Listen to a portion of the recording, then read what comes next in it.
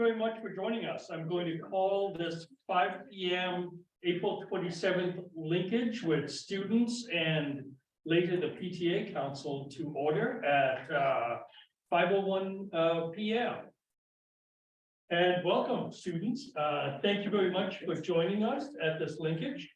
And this is an opportunity for board members to meet with the students and learn about what they think about our schools and share feedback and discussion. So with that, Fred. Great. I'll frame a little bit about our purpose and what we've been up to, then I'll turn it over to Andrew and Asha, and they'll lay out the format of why we have groupings of seats and how it will go. So one of the very first years that Superintendent Pulaski was in the district, she formed the Superintendent Student Advisory, and it's been meeting ever since. It meets basically once a month. We bring together 5th graders through 12th graders. Some have been part of the group for a couple of years, and some of them are in their first term. And so we have about half of them, or just under half, who are here today. And at the conclusion of last year, in our very last meeting, I really talked to the students about, what's going well in the Superintendent Student Advisory and what would you like to do different in the future. And one of the themes that arose of different was they wanted to actually do something. That it was great to provide feedback to the superintendent. It was great to hear from others. It was great to provide our student board reps with information for the board meetings, but they wanted something. So work this summer, Andrew and Asha started thinking about this over the summer. And what we decided to do is take our work around barriers, broadcasting, beliefs, and belonging, and bring it to our student advisory. And our student advisory kicked around those terms. We dissected them, had some great conversation. They decided that student voice is really what they wanted to take on this year. And so they formed groups by school. And so we had 6 different groups.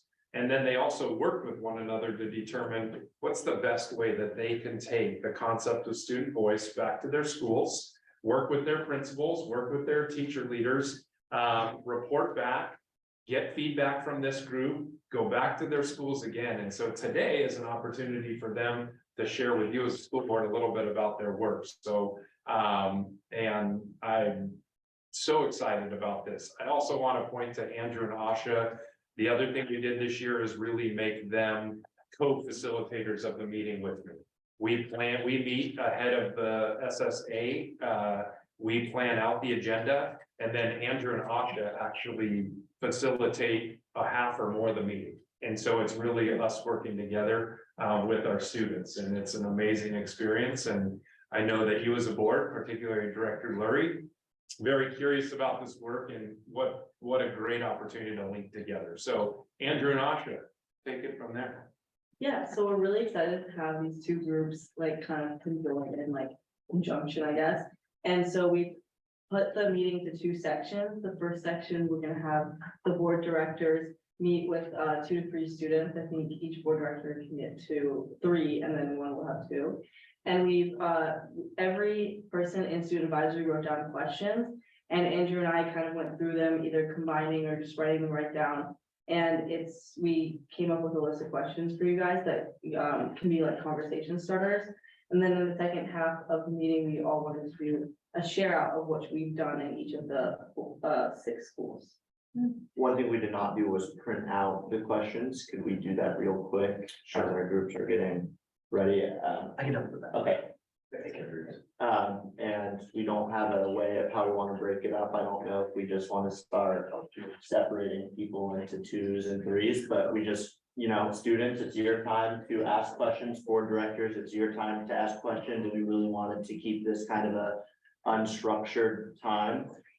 So students, feel free to share, how you authentically feel, and then make sure that we're doing a good job of making sure everyone's voices are heard in the group. So it's really a time for students to learn about what directors do, and directors for how students feel at their schools.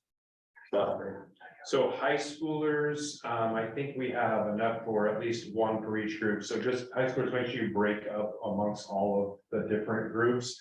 We have a couple middle schoolers and then elementary. So to the extent possible, let's try to make sure we have one person from each level or at least broken up. So that not all high schools are together. And then board directors. We only have 4 board directors here instead of 5. So why don't we not fill that group up over there? Why don't we fill out this one? We have a spot back here. We have a spot back there. We have then the 2 in the middle. Okay. All right.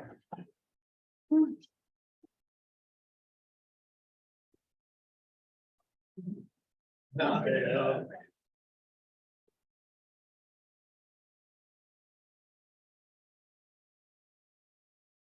Okay, I'm gonna get it out of the way. And students will get those questions to you in just a couple of seconds. So you guys start with introductions and who you are. Everyone want to join us here? Great. What would you like to say? And. Something about. What feedback was back? So I'm,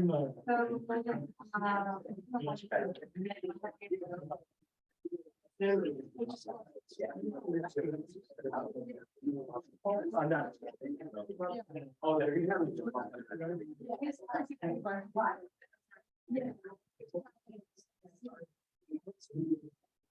Is there anything that you think?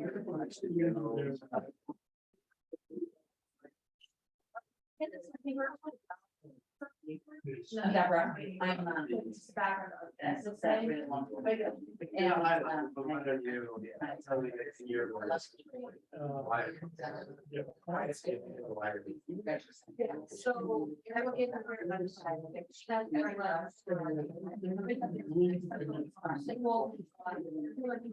together.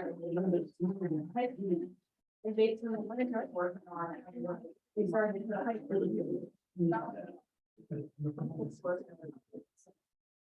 on the board. So, so what we do is the board has our meeting, are, you know, the things going on, you know, there's about it. So we created that. It's all over just even. And then so hard.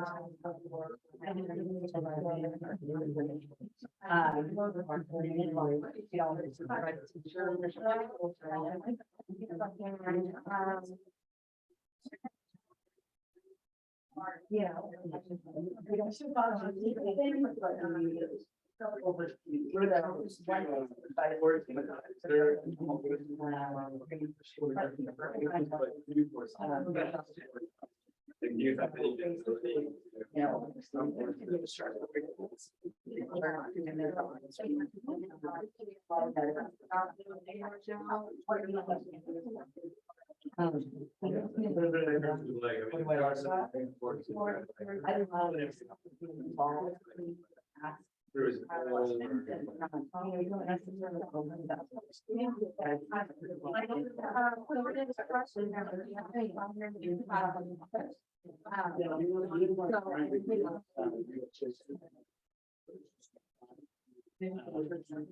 Students who are going. You have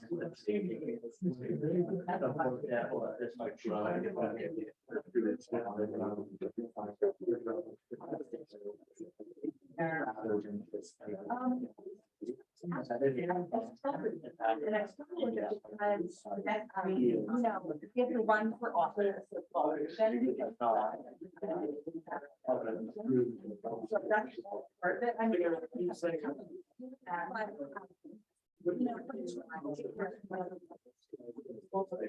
Super cool. You know, or. But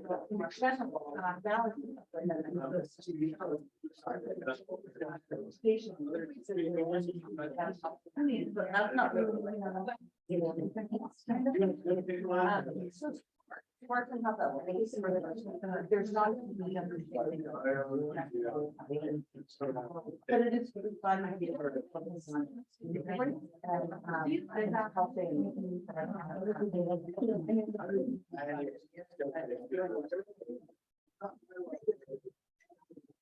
Or try to. Rarely.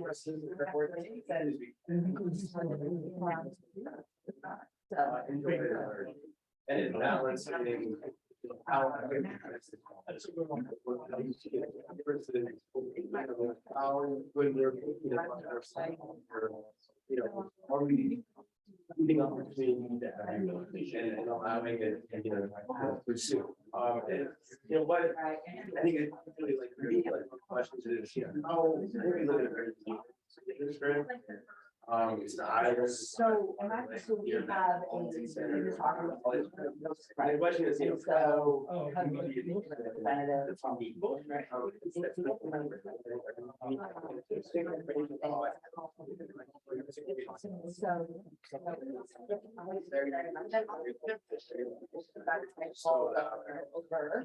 I saw on Facebook. And I would like to explore. Right.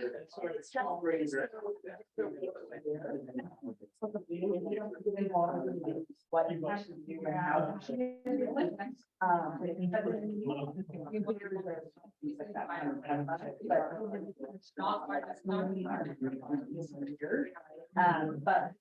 But it's ours, it's all of our. I mean, we want, but it's not. One, you're having to do it. That's the first time in this.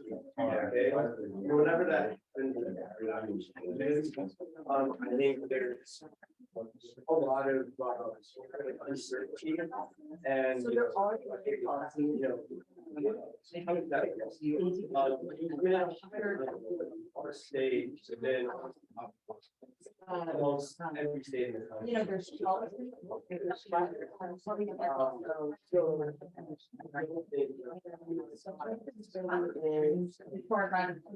I see. So, you know, us. Question is. Right. How do we make it kind of work? But. It's really, I just want to restore as much. And how much of the learning districts receive.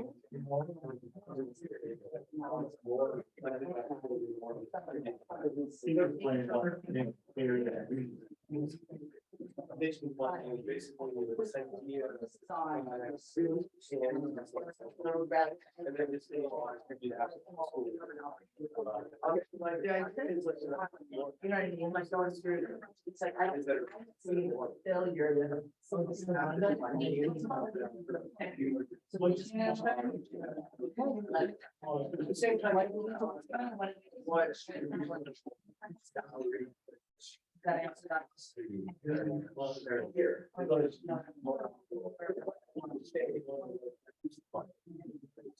a year. That's.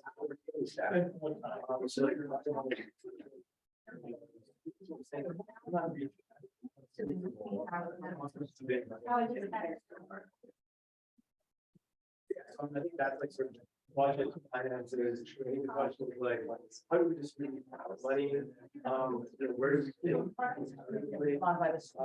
think there's a lot of talk about state is fully fine, but then when we give them to the state, it's only we're treated fairly by the state, so. I really want to say. So it's, I think. They get money from the federal government, state government, and from. And how. And then other ways. A A lot of them, yeah, has, you can only spend And so, just money, and then to help us that are state and federal funding. So a lot of what they do is like. After change. You're not going to probably do the right to reach to. Or there's a map. So map, oh, the map. And then. No, that's not.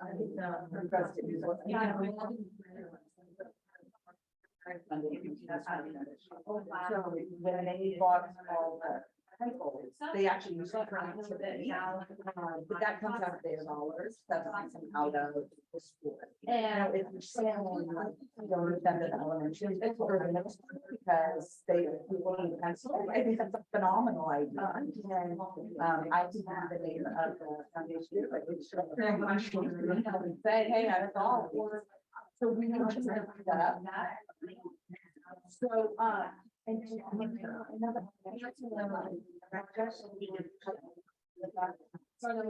So it's a project where we elementary health, I know some middle health, like.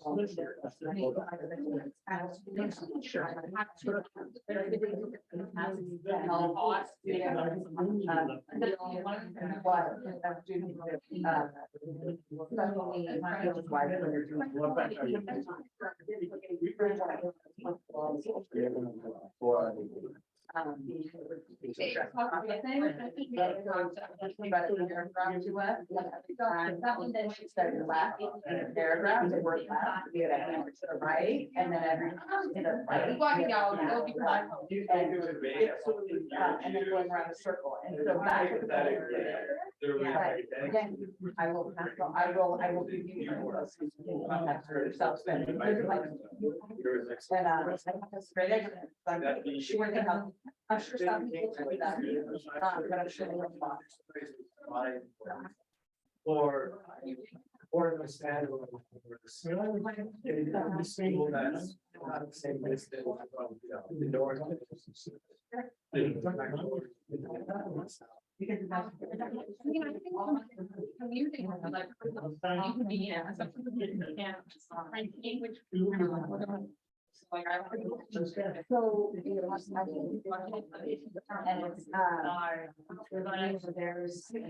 it's sometimes so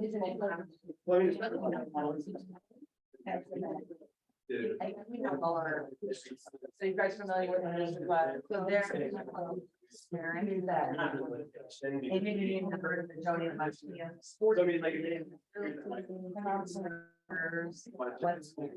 Band booster, I used to say all the programs, robotics club, because the state doesn't give us.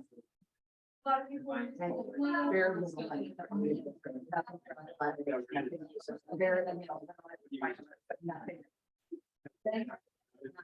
And so, you know, it's raising money for that, so obviously when it's We are now. it's used for students, so it doesn't.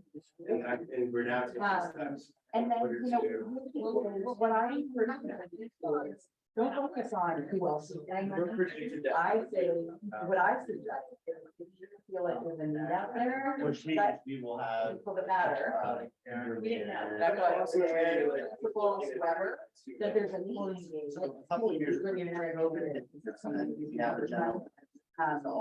You know, so there, there's just lots of Yeah, spend a opportunities. lot of that open and that. Are you asking about What we have to take out. So I think they have questions about, corrections, students now, we have less enrollment, less funding, we're having teachers, so on and so forth, with it. Kind of popular, maybe for I know, for example, it's you can go, it takes to have a teaching program that we want, so some students I know drive to youth.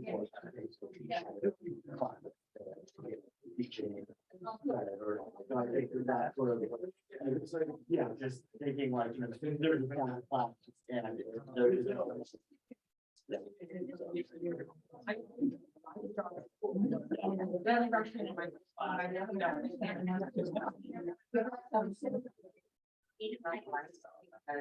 That is.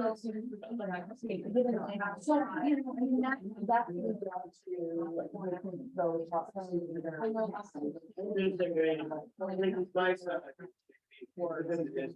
and, you know, it's really just gonna be numbers. You know, thank you. And, you know, I mean, as long as, but then on the other side. But. So.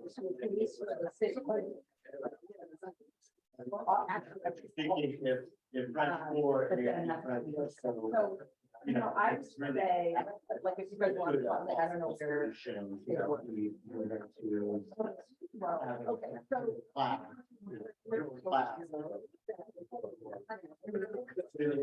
There might not be- It might just have been like, the day it was, you know, you know, and then. So like,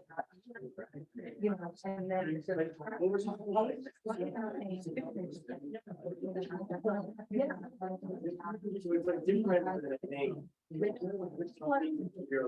That's way above my pay grade, but- Yeah. That's my, that's don't have this, you know, the administration. Why, you know, they're, they don't know unless you know. So. Really school. Yeah. It's time. Go ahead. Not everything, right? So, represent, you know,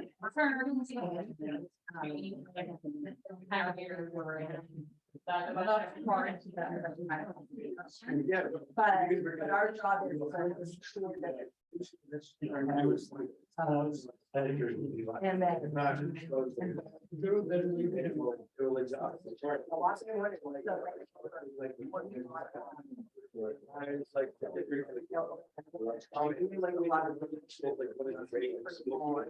the middle. Yeah, John, what's the land we're gonna do? How is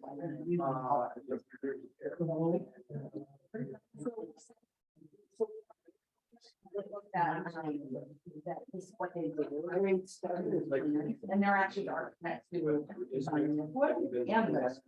Yeah. And the half of them. Yeah. We just don't. Send out. Yeah. Currently, we don't have to.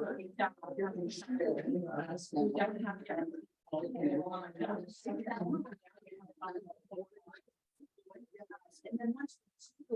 Then, it's. was more really stay. Less of it. That's all. So anybody.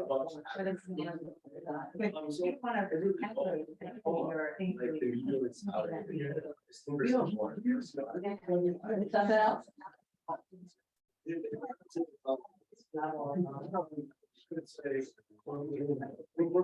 The board is the chair. There's nothing the board can do.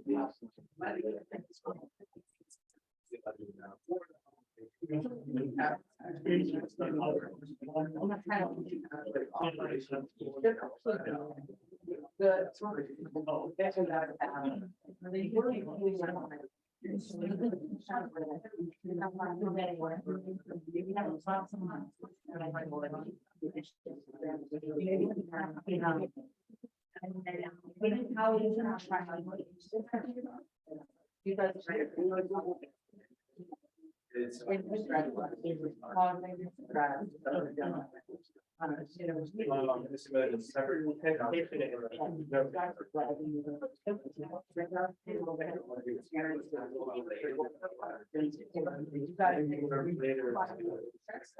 They do it in a way. Obviously, guys. 3-minute warning. 3-minute warning. We're trying to do it. Conversation. It's getting worse.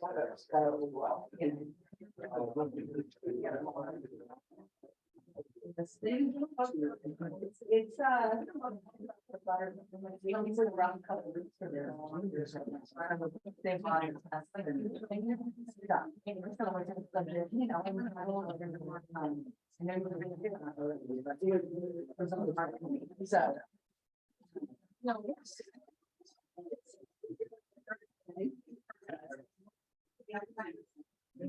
What?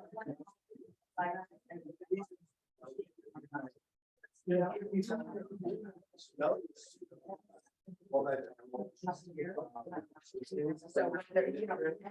And what they've seen is that. In those events. Whatever. You know, you're in the music program. So.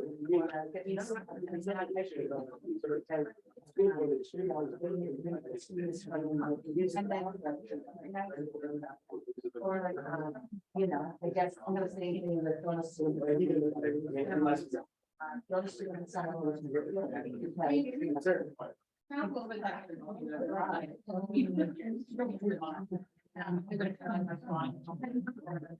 I'm pretty fun to drive with the not sure.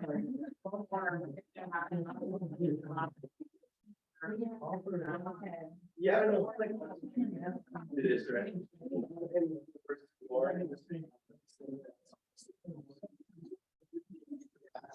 Maybe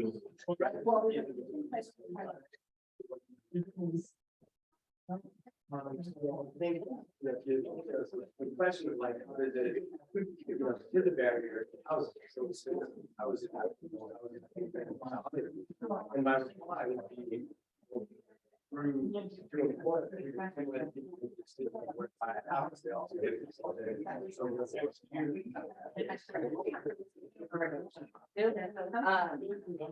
You know, so what she's talking about, and I want to know.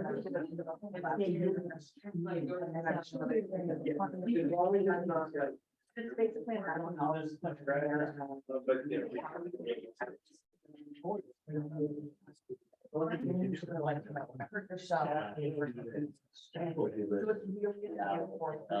Very privately known.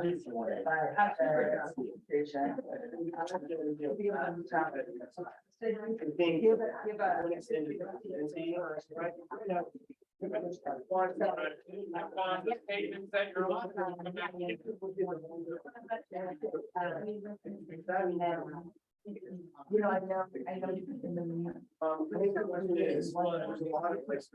Yeah,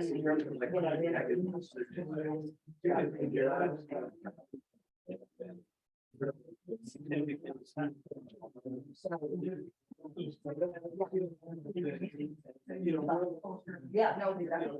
What's the skin in the? You know, or, you know, you're gonna see it people who.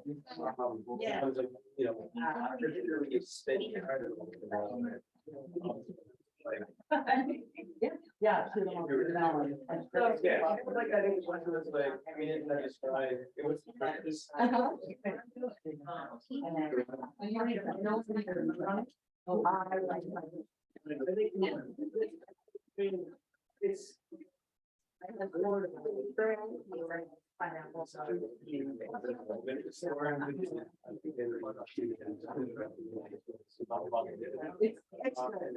Well, you probably like pineapple.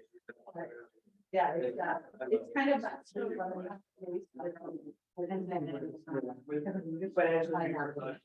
Like a commitment that goes on. I love it. You got to. I thought you're. All right. Here's a question for you. Yeah. All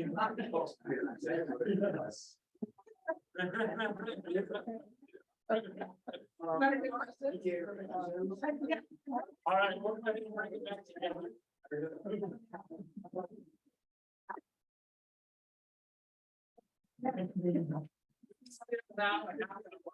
Together. Yeah, it's not good. So you can grab a chair and finish off the circle here. The records, if you'll go back to your spots there, we're gonna continue our discussion.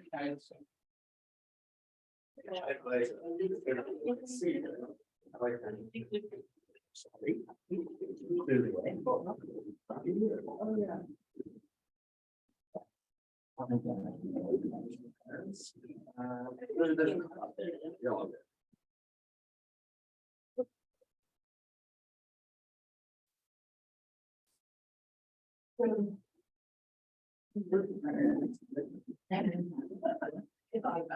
can bring your chairs closer up if you want.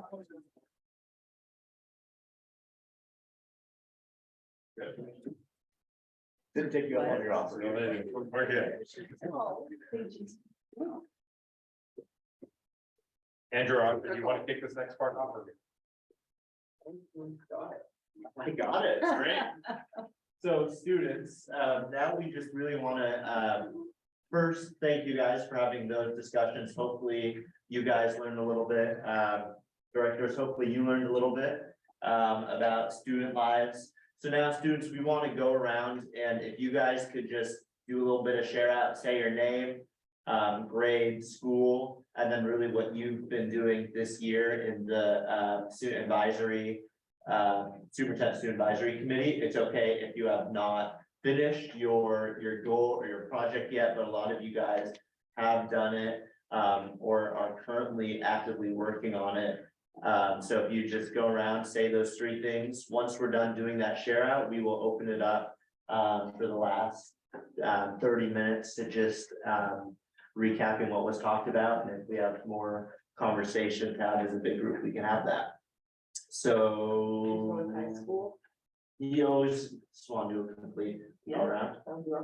Awesome. I'm Davin. I'm a junior at the high school and I'm working on removing homework over break to reduce student stress. My name is Penelope. I'm a sophomore at the high school, and I was in a committee also removing homework during breaks and also just focusing on mental health and stress that students have in our district. My name is Elizabeth. I'm in 5th grade at Lakeridge. And the thing I've been working on is creating a newsletter that has students' responses on what they like. To improve about their school, and getting the principal's response to those with the information I collect, and then publishing it in a newsletter. I'm Eric. I'm a freshman at the high school, and I was part of the group that was trying to solve the use of Schoology by teachers at the high school and how we could better that experience. I'm Liv. I'm a sophomore at the high school, and I've been working alongside the ASB Student Senate to create a presentation that we can give at a staff meeting in about a month. That's about the kind of the 3 topics we've brought up, which is how long teachers take to grade, how teachers use Schoology, and how we do homework over breaks. And so we're hoping to give that presentation and get feedback. I'm Jamie. I'm in 6th grade and I'm in middle school. I've just been working on homework and trying to get the principal's attention so we can talk to them. I'm Alex, I'm a 7th grader in middle school.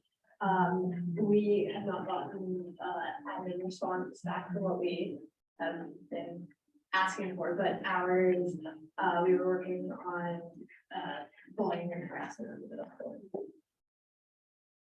I'm Bella. I'm a junior at the high school, and I'm also part of the group that is working on homework over breaks and really just making breaks time for students to recover and enjoy.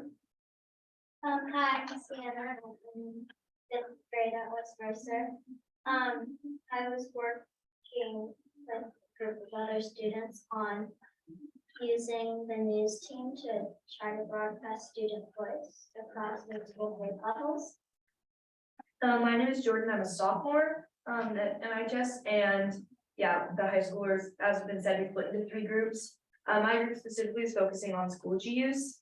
But yeah, we've all been kind of working together on, we've had a couple meetings with Mr. Gould and have been working on creating that presentation and giving our feedback to him so he can know kind of what he should push out to the staff before a staff meeting where we kind of inform them of what we've been working on and some potential solutions.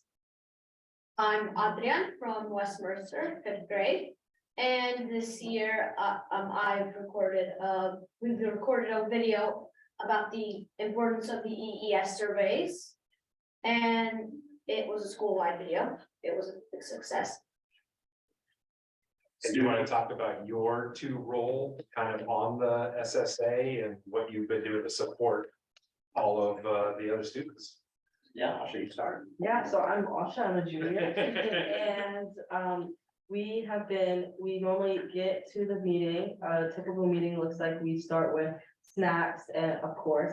And then we go into writing down what has been happening in our school, so we do points of pride and areas of concern. And that's a great way for us to like kind of consolidate the process where we figure out what's happening in the schools, so that we don't spend our whole time like what's happening in each school. It kind of consolidates the process. And then oftentimes we go into small groups to work on our projects. In the beginning of the year, we started to define what student voice was. And once we went down from there, we decided what are action items based on student voice and what are action items based on our school. So it's just been kind of a narrowed down process to what you see here today and what our final products have been. And there's still so much left in the year that we can continue working on those. And Island Park, their project was to create the student council. Yes. And so they worked on that piece there. And then I think we heard from West. Yeah, Northwood is the one that we're missing. Student council. And they, Also. yes, and their student council is up and running, and they've also been doing Spirit Days. Yeah. Spirit Days and Spirit Weeks, which is really awesome. I'm Andrew, I'm a senior. Asha, I mean, I think did a great job of recapping it. These are just students that have shared, you know, what is amazing about our district and what our district can improve upon. And Asha and I are here to support them, and they're here to support us. And it's a respect that has gone both ways, and it's been amazing to work with them. And it's something that, you know, next year, I hope that the team looks at a new area to work on, and it's something that each year they can pick a focus for that year. And I like the structure of just narrowing it down to school, to projects, and then at the end of the year, they'll have concrete evidence for things that they've changed, and it's really special to see that happen. So just kind of bringing it full circle before we open it up to questions. It was really important to us to make sure that there is still an avenue for our students to bring information back. What are the concerns in the building? But also what are the highlights? And so we kept that in place, and I think the way that it was structured with a graphic organizer that they developed to capture while everyone's still getting seated and not wasting any time, because we only have an hour and a half, hour and 15 minutes. But it's been a great way to capture student voice of what's going on, so you can hear about it in board meetings, but then to just watch this group come together and figure out where are their holes, where are their concerns, but then what can they do about it as leaders in their schools and elevate that voice. So we'll have one more meeting where we get to kind of recap the year, but it's been fantastic being able just to watch and facilitate from the side with this amazing group. So with that, we'll open it up to general conversation for the remainder of our time. Okay, I guess, we're looking for questions from us, questions from students. I can also recap we recap a little bit about what we heard in our groups, as well. I mean, I had Gavin, Eric, and Alex in my group. And I think one of my big takeaways, I think, was the courses and selection of courses in high school. How is that being done? What courses are offered? When courses are enrolled upon, what courses are then being cut? And how do students get the bad news and have to choose something different in a very, very rushed way? I definitely heard that. The other thing I heard was uncertainty around paths to success in college. And you know, the ability that we've got very typical paths usually driven by parents. But an interesting thing is they're just the benefit and value of some of the smaller clubs and smaller courses that are offered, and how do we encourage them? How do we promote them? So we've got Small Business Day where we promote our island restaurants and island businesses. Do we have Small Course Day where we promote some of the lesser known courses for people choose and select. So I thought, helping kids again find their passions. So I thought lots of great ideas, lots of great feedback. Devin, Eric or Alex, if there's anything you'd like to add, please. Mainly, we also talked about how students nowadays kind of balance everything on their plate, especially with all that we're doing, including like extracurricular, public sports.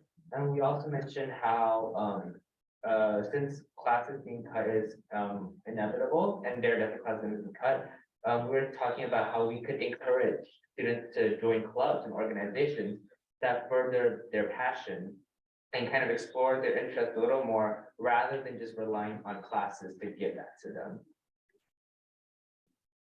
Thank you.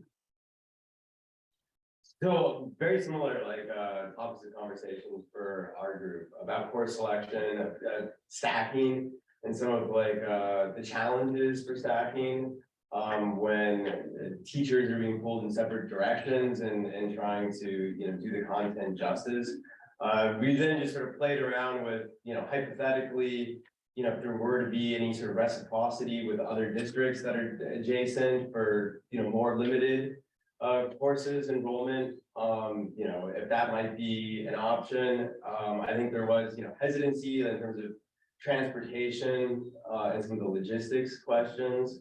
But I think, the same sort of concerns of how do we try to create as many opportunities as possible for students to find their passion and, who they are. Who was in, if you have anything else to add. I think we also talked just a little bit about potentially how classes will be impacted in the future because I know you're talking about how our general fund keeps going up with the balance, but we are still seeing kind of staff reduction. So Bill and I were kind of asking questions about how that would look in the future in particular. Yeah. Thank you. So my group actually asked some pretty different questions than that. We've talked a lot about budget, how money is spent, how the choices are made in terms of where it goes and who gets it. And then we also talked a lot about mental health and supports and ways to find the things that you need. Did I summarize that well? Yeah, I think summed it up perfectly. Yeah, adding on to that, to the mental health aspect, we talked a lot about the survey that was given out, and I think it was called Esper. Yes. And hopefully finding a way to, I know I got a lot of feedback from other students about that survey, so finding a way to give that feedback to the right person for next year, or for the future in general, I think it's very important. Yeah, thank you. Sam? So I got the pleasure of talking with Liz and Sienna, and we talked about stress and mental health and course cuts and how to get information to younger students. So part of it, like we kind of clarify kind of what do we do as board members to set the goals and visions, and then how does the superintendent carry out in identifying, what kind of curriculum, right? And then, but it's really informed by teachers and also parents in some of these committees to select the books and the type of curriculum. And then try to have students understand where they play a part in this whole cycle of life in the district, in that a lot of their choices help to shape what the courses that we decide to, support with more funding or cuts, right? And so then that led us to a more conversation is like, how can we make sure that students know what an integral part of this process they are to inform us, by their choice? And then how do we do that earlier and not like that items hour, because apparently you all just hanging out and not really paying attention. But that's great. That's what it's supposed to be, just hanging out, right? But like, how should, and should we even start younger, like Sienna, because she was saying that in the lower grades, students aren't really, there's not really, right now the newsletter seems like a wonderful start. But then how do we make sure younger students start to know where they are as part of this ecosystem, and how can their participation, their feedback shape our understanding and our decision? So it's really a productive conversation in trying to figure out solutions to see how they can be more of, more participatory in our process. And so wonderful ideas that came out, so I'm really excited for that. Anything, Liz and Sienna, you want to add? I mean, just really stressing that two-way street between how like the school board and the superintendent are here to help the students, but then they can't do that without the feedback from the student body, and just really stressing how student voice does impact and where can we incorporate more. Yeah. Oh, and then now that you said, it makes me think about, so we were talking about how sometimes we deal with challenges like budget challenges or things like equity, right? And so we're talking about some of the classes that were being cut. And so, for example, if we vote, right, so a lot of the classes that are being cut is really based on what? Based on popularity, who, there's a lot of students sign up for it. But let's say, we have a vote on pizza, right? And we're talking about how, let's say 8 of you want pepperoni pizza and 2 of you want vegetarian, and that's all you can do. And then so if we go with the majority, then sometimes we have to get the pepperoni, and then the vegetarian can't, don't have anything, but it's so needed.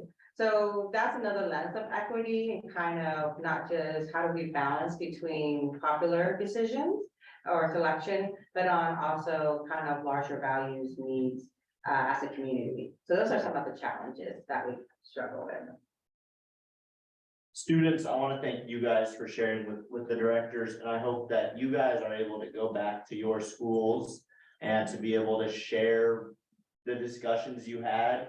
And, if students ask what the role of the school board is and the role that they play, you guys are able to answer that, having insight. And directors, I hope you guys got a different perspective that Asha and I can't always bring to you guys. And you picked up different ideas and new ideas from meeting a diverse range of students in all of our schools. With that, we have about 10 minutes left. So I wonder if directors have any more questions for students for maybe 5 minutes, and then students, you have a sheet and maybe you can ask directors a couple more questions. Does that sound good? Sure. If, I'm also happy to start with student questions to directors. Let's do that. Students, you just raise your hand and you can have Director D'Souza, you can pick. Yeah. Has there been a director day at the school, or like a moment where you just come by and students can come and talk with all of you? Because I feel like this was really valuable for me, and just presenting yourselves as people that students can talk to would help to encourage more discussion. Okay, I think we'll take that away as a good idea. Well, we do site visits, we do site visits at all the schools, and we hit each school every other year. And when we do that, we do hear from a panel of students that usually the principal chooses, or one of the administrators chooses to come speak with us. So we do that. It's a tough balance of interfering versus wanting direct contact. And I think the trend is definitely going towards direct contact. So, maybe that will change in the future, and we up our site visits or up our, like this linkage, and have an opportunity for any student who wants to come, or we come to you guys. And I would say email, like we read email that we receive. So yeah, like if there's like something that you think is important for us to know that we don't know, we'd love to hear. And the next thing, sorry, just like the nice thing about the Mercer Island small community is you'll probably run into one of us in the community, and we are really elected by the community.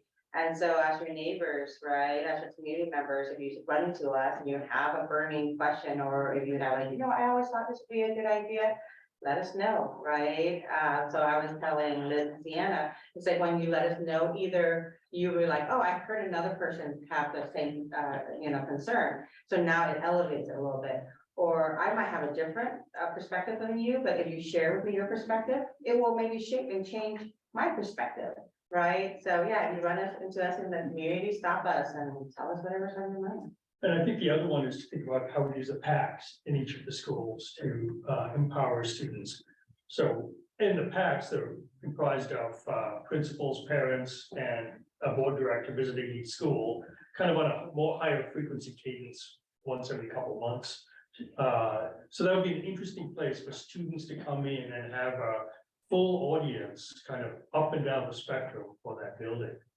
And one piece of advice I gave my group, is don't ever assume that people who can make decisions know what you're wanting and needing, because they only hear it, and we only hear it if someone tells us.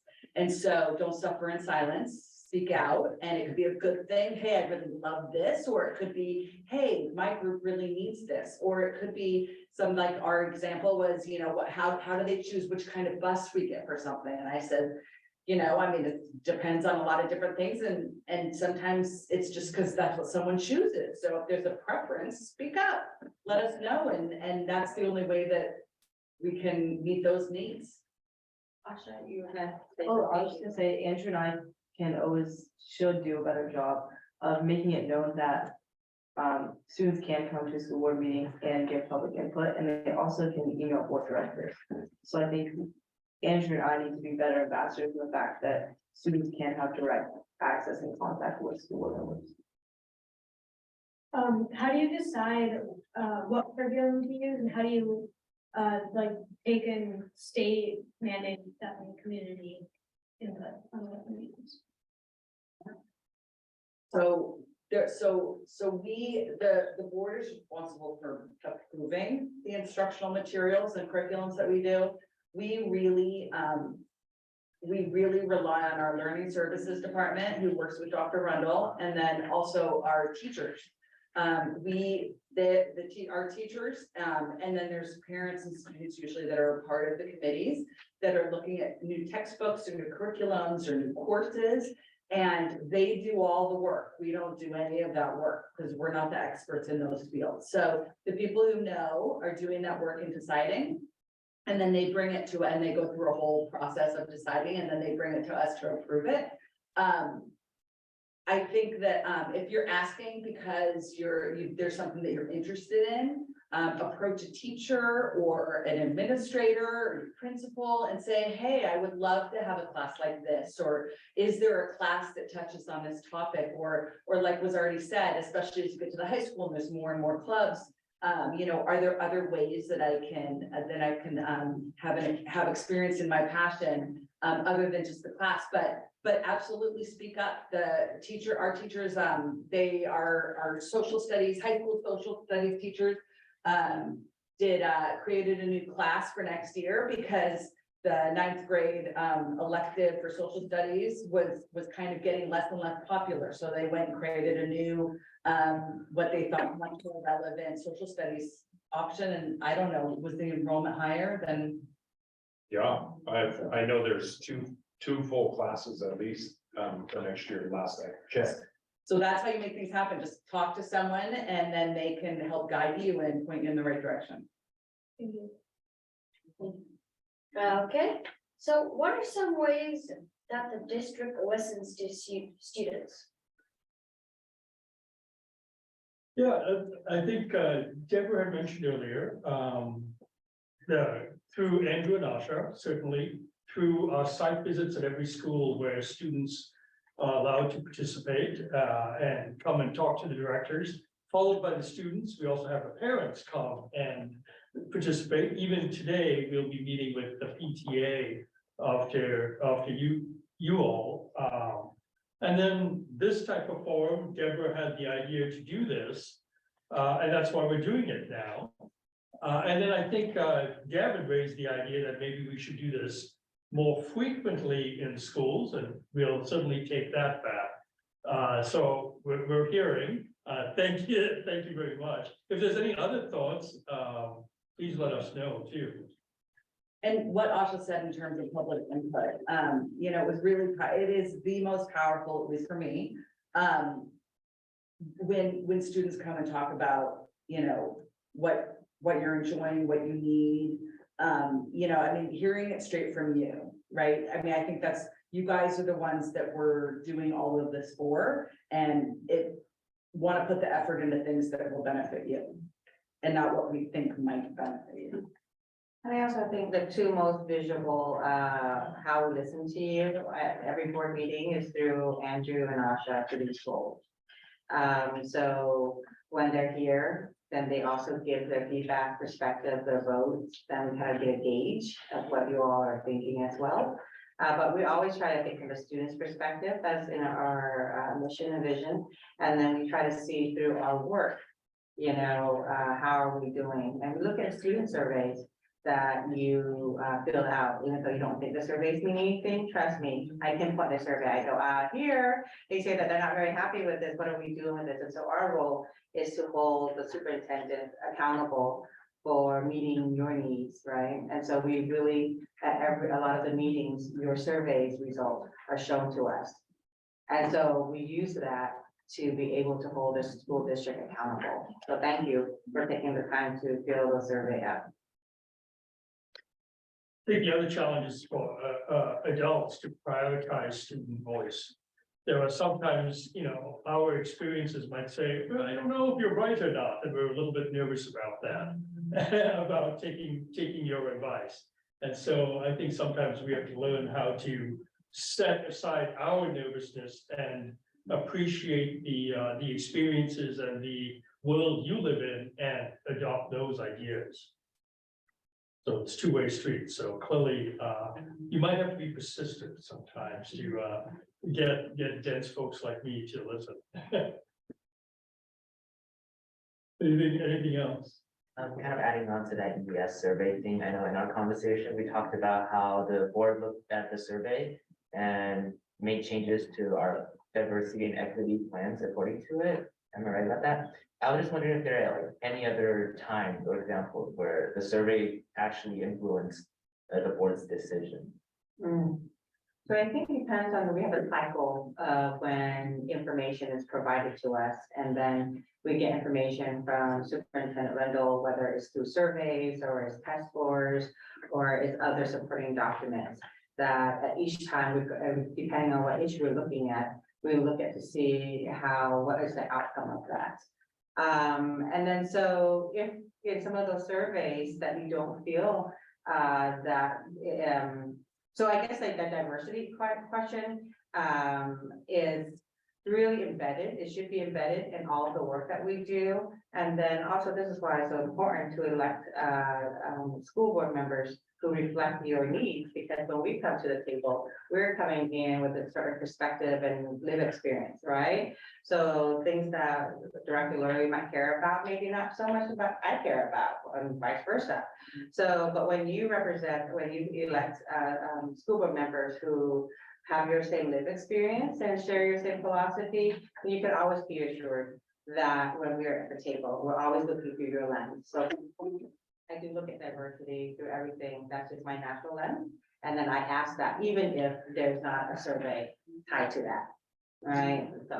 So I think, so specific examples of why, take these, we know that you guys get surveyed to death, but, it's not a waste of time. If we're giving a survey, it's because we're looking for how you guys are feeling. And I think that, in the last couple of years, just some examples of how, at least for me, it's really impacted is students' mental health and coming out of COVID and really making sure that, that we're doing everything we can to support students. And then our principals, at each school, they do school improvement plans every year, and they look at those surveys and then make decisions on, we talked about in my group how, it's the focus of many of the schools, if not all, that every student has a trusted adult that they can go to. And that's from school improvement plans. That's from looking at these surveys, seeing how students are doing and recognizing that there's too many students who don't feel like they have a safe person to go to. And that's directly from there. I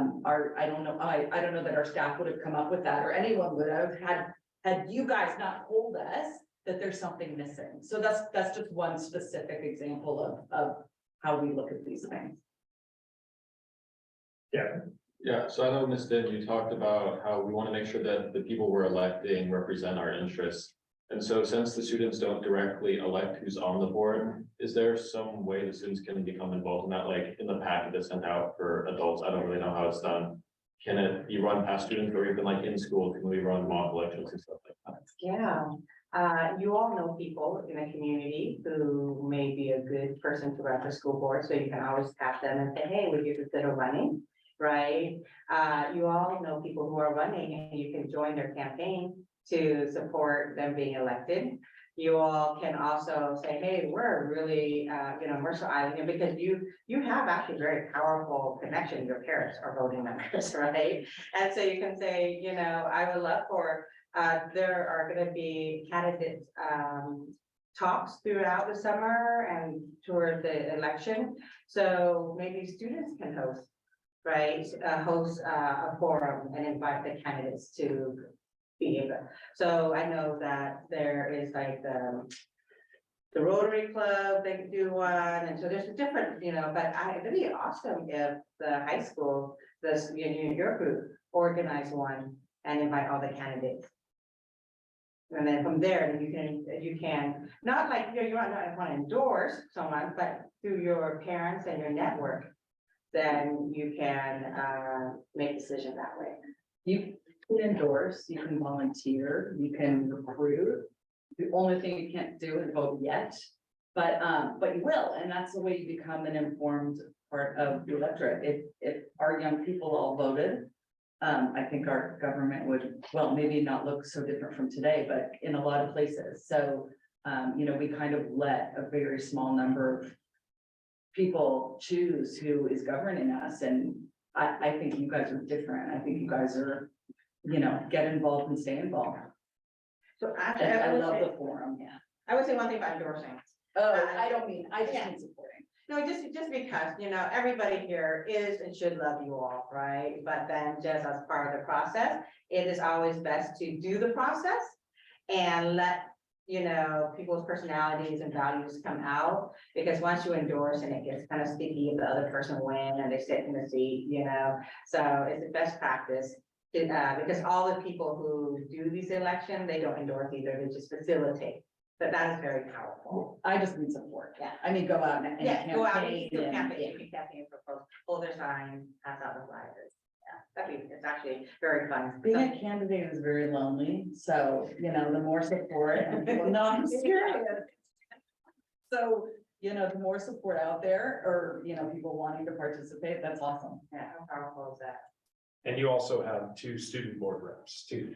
And obviously that's a new feature, although not so new anymore, it's hardly new. But, thinking about our sophomores who are thinking about becoming the next junior board rep, and as Asha moves up to Andrew's seat, what are the conversations that we're having with our student board reps to engage them? Not so much in influencing the political process, but influencing the conversations that happen at the table.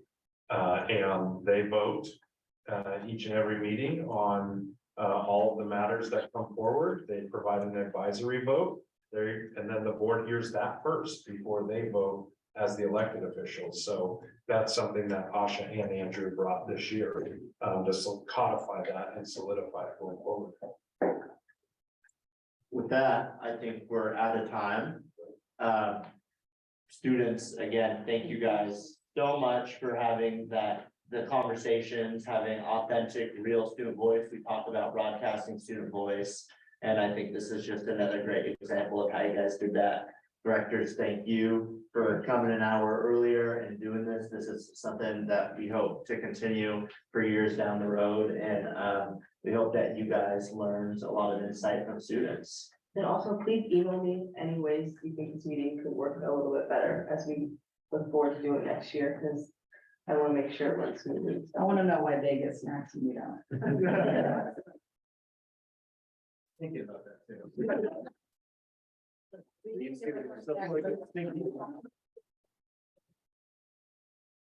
Want to take a time? Yeah, we'll take a 5-minute recess, while we wait for parents to come too. So thank you very much, students. Most appreciated. Thank you. Guys,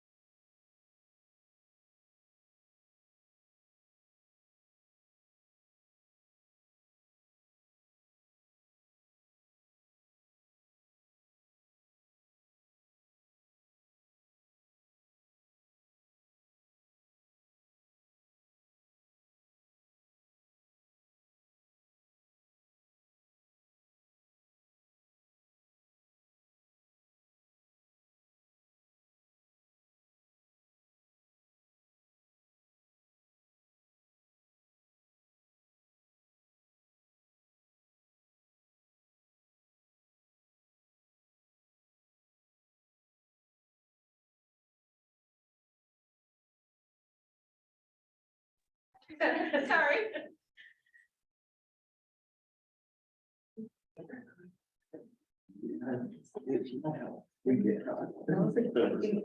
Integral part of my classes together. Yeah.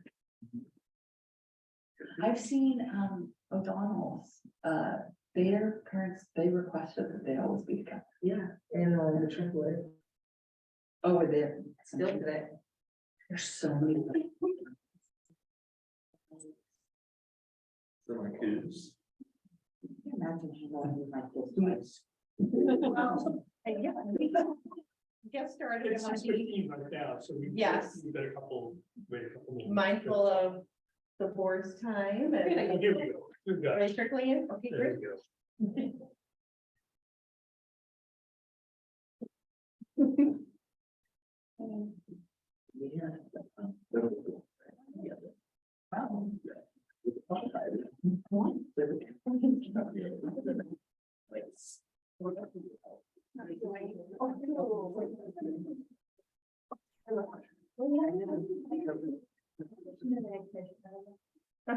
Okay, and we're going, okay, let's call this meeting back in session from our recess.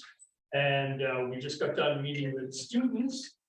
And now we're meeting with the PTA council, so, there's the PTA general, PTA council, Yes, we've got reps from all all the across. PTAs, there we go. So thank you very much for joining us this evening. And this is an opportunity to have a dialogue with the board and PTA about our schools and make sure schools are doing what our community wants them to be doing. So thank you, please. Thank you, and on behalf of all of us here and our PTA members, we just want to thank the board for this opportunity to connect in person. We get to talk with David on a monthly basis at our PTA council meetings, but it's really valuable to be able to just ask questions of the board. So we don't want to take up too much time with introductions, but we figured we'd just all quickly introduce ourselves and our affiliations. I'm Amanda Stouffer. I'm co-president of the PTA Council and also president-elect at the Islander Middle School PTA. And I've got 3 kids in the district, 1st grade, 5th grade, and 7th grade. I'm Debbie Burke, and I am the incoming president for PTA Council.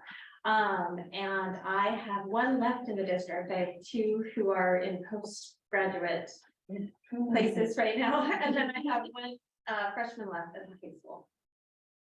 I'm Helen Wyant. I'm president-elect for MIPA and I'm secretary on the MIPA board, and I am not yet in the district. My son will be 5 and so be it. I'm Vivian Zhou. I'm the co-VP for DEI on the council. And I have 2 boys, one at the West Mercer and one at high school. I'm Kathy. I am the current Northwood PTA president, and next I'll be at IMS doing DI director or VP, I think it's called. And I have a 5th grader at Northwood and a 6th grader at IMS. Thank you and welcome. Let's I think you know all the board members and you. So. Yeah, okay, yeah. Jump into questions. Yeah. Okay, sure. So we tried to just capture some of the key topics that we've heard amongst our constituencies and that I'm sure you're hearing a lot as well. So we'll just jump right in.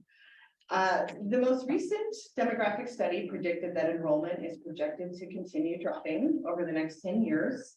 We're aware of the district's current communications and marketing efforts to position Mercer Island as the best option for families considering their school choice.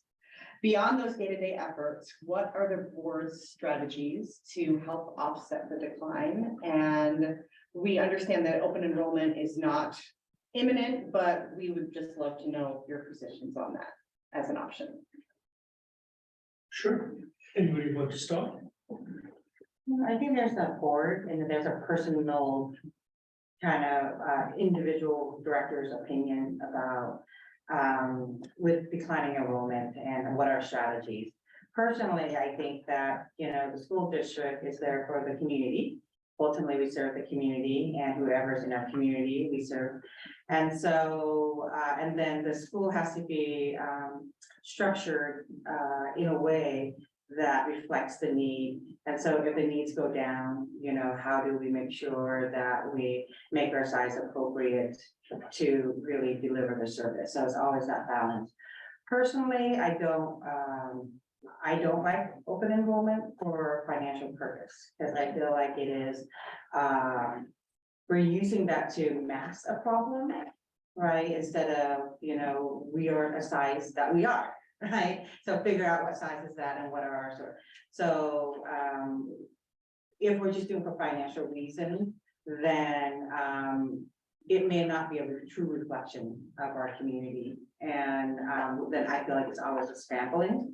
If we do open enrollment as a way to maybe increase diversity, as a way to make sure that we are able to bring our particular brand of education to more folks, you know, as an educator, I love that, right? And so for me, it's not the philosophy of the open enrollment itself. But as a board, we haven't really had, you know, I think we kind of had study sessions about it. But it hasn't been brought up as it has been brought up as a strategy for city workers, right? As maybe in the last time we talked about how then, you know, personally, again, I think as a benefit to those who are in our community, totally makes sense. And how are we looking at strategies as a see as a pilot, you know? And so I think sometimes people kind of look at we're just trying to make money. Right, but then it doesn't mean that it's long-term sustainable. And then there are other commitments and that we would have to follow through whoever we take into our community, right? And so whoever we take in, we have to make sure that we're able to provide a support that those folks need, right? And so those are kind of from a philosophical kind of individual from my perspective. And then Yeah, I was just gonna say, tagging off of what Tam said. I think I agree that for me, it is not about money. If we look at enrollment, it was at 5,500 in the mid-70s. So there's periods of change that happens generationally. But I think there is the question of what it means to be a member of the community. And traditionally that has been defined of where you sleep at night, you know, where your residence is. But also where you work during the day for staff. And I think one of the things, you know, that the board is considering is, does it make sense to extend it, you know, to other members in our community that contribute and work here? And I think that there's a very strong argument that it should, that's where our values lie, that there's different ways you can be part of our community. But it's not, in my view, it has nothing to do with revenue or money. So I feel like some of the question is, I'm kind of hitting a broader issue of surprises. And, you know, the rumor mill around here, because we are such a tight-knit community, goes rampant. Decisions like this will never be made in a vacuum. And if you're just hearing about it and not hearing about it at a board meeting, then it's most likely a rumor. So if and when we start making these decisions, all you guys know, all of our meetings are in public. The superintendent has to make a recommendation to us every year, does make a recommendation to us every year on whether or not to open enrollment. You know, I am quite certain that if there was ever going to be a meeting, so far it's always been don't recommend open enrollment, so there isn't much to discuss status quo. But you know, if there is, it's not just going to be decided at one meeting. There'll be community involvement. You know, there's, I think, a tremendous amount of transparency. I'm sure the PTA will hear first, maybe even before us. But just to alleviate concerns, those kinds of things, if people are just talking about them, I mean, it's always going to be under consideration. Everything's always under consideration. It doesn't mean it's going to happen. It doesn't even mean it's really being talked about. But, you know, as our enrollment goes down, we either need to reduce staffing or we need to get more students. So one of the edges, because of the way that we're funded. So there's always going to be those discussions. We just need to figure, so far the board as a whole, you know, with our superintendent, the focus really is on appropriately staffing our schools for our enrollment. And it's the reality, and we need to live in reality and not what could be.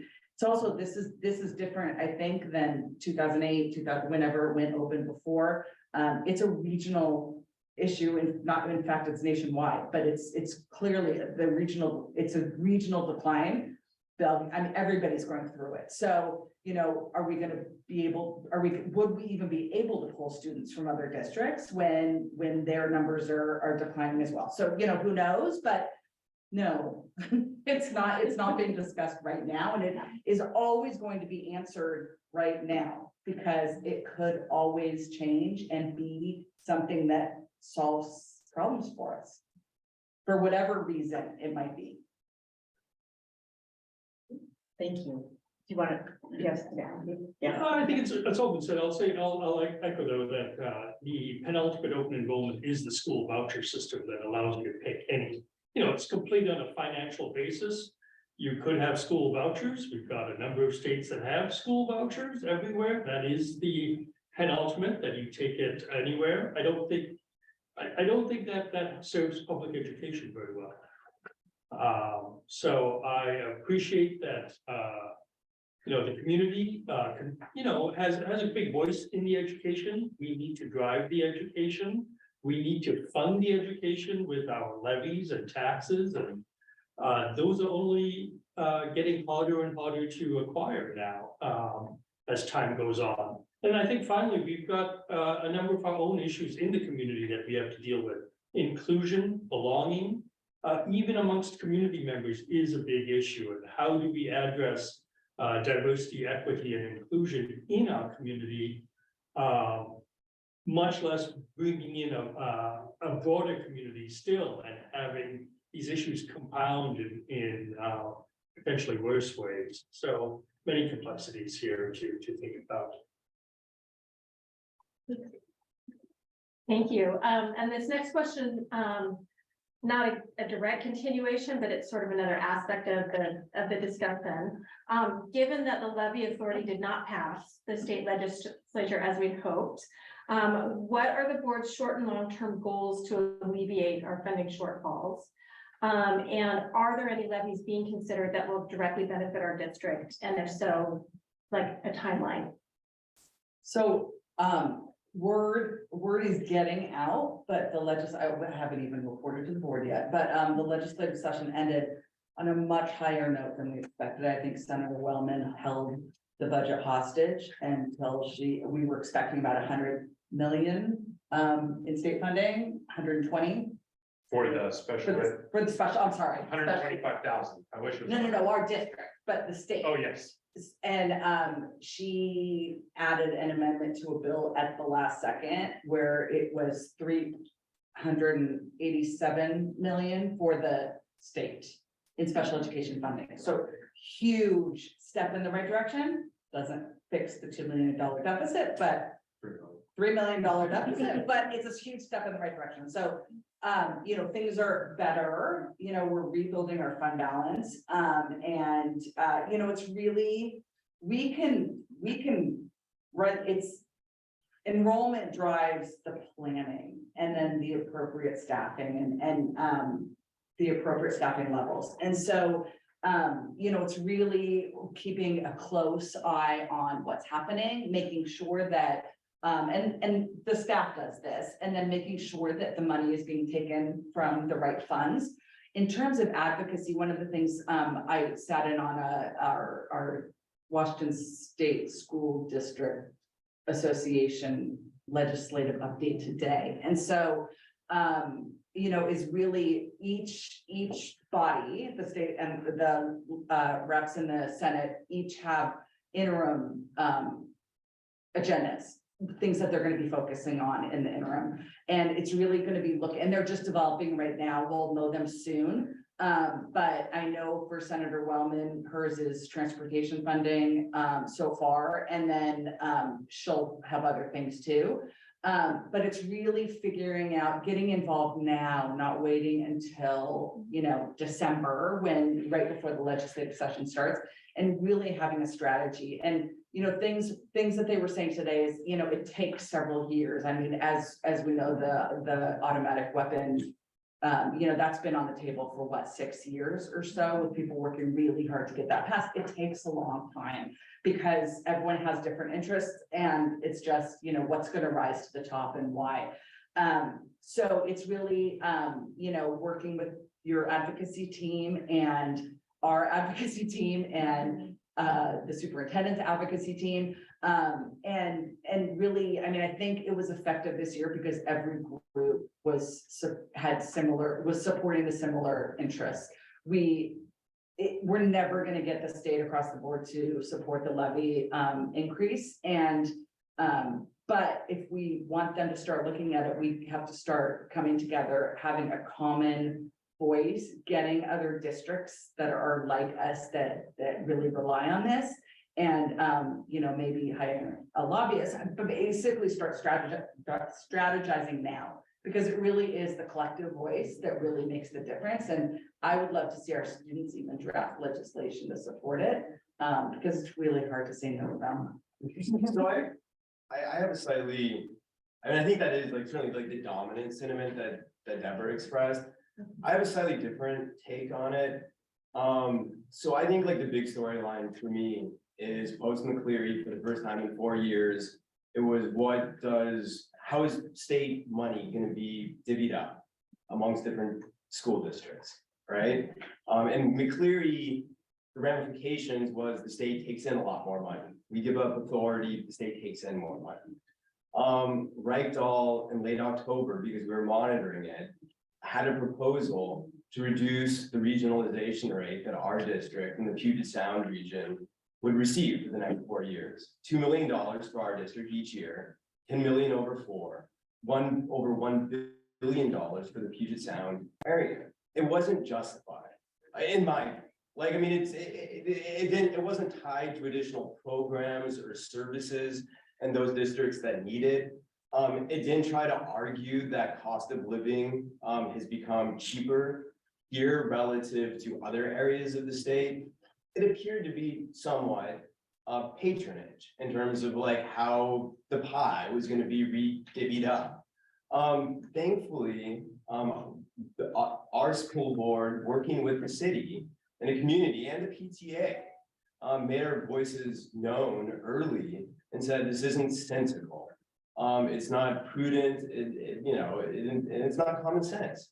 And it didn't get traction, despite Reichdahl and others at the state levels support for reducing regionalization. And I think to me, like now that the legislative session has ended, it begs the question, there's the repeated refrain that the state doesn't fully fund education, with the implication being that we want the state to fully fund.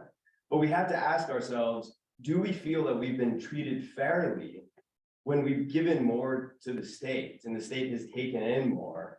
And if not, like, I think there's lessons to be learned, and it's not asking more money from the state, but it's asking for, I think, sort of a deeper accountability of how funds are spent and what the justifications are.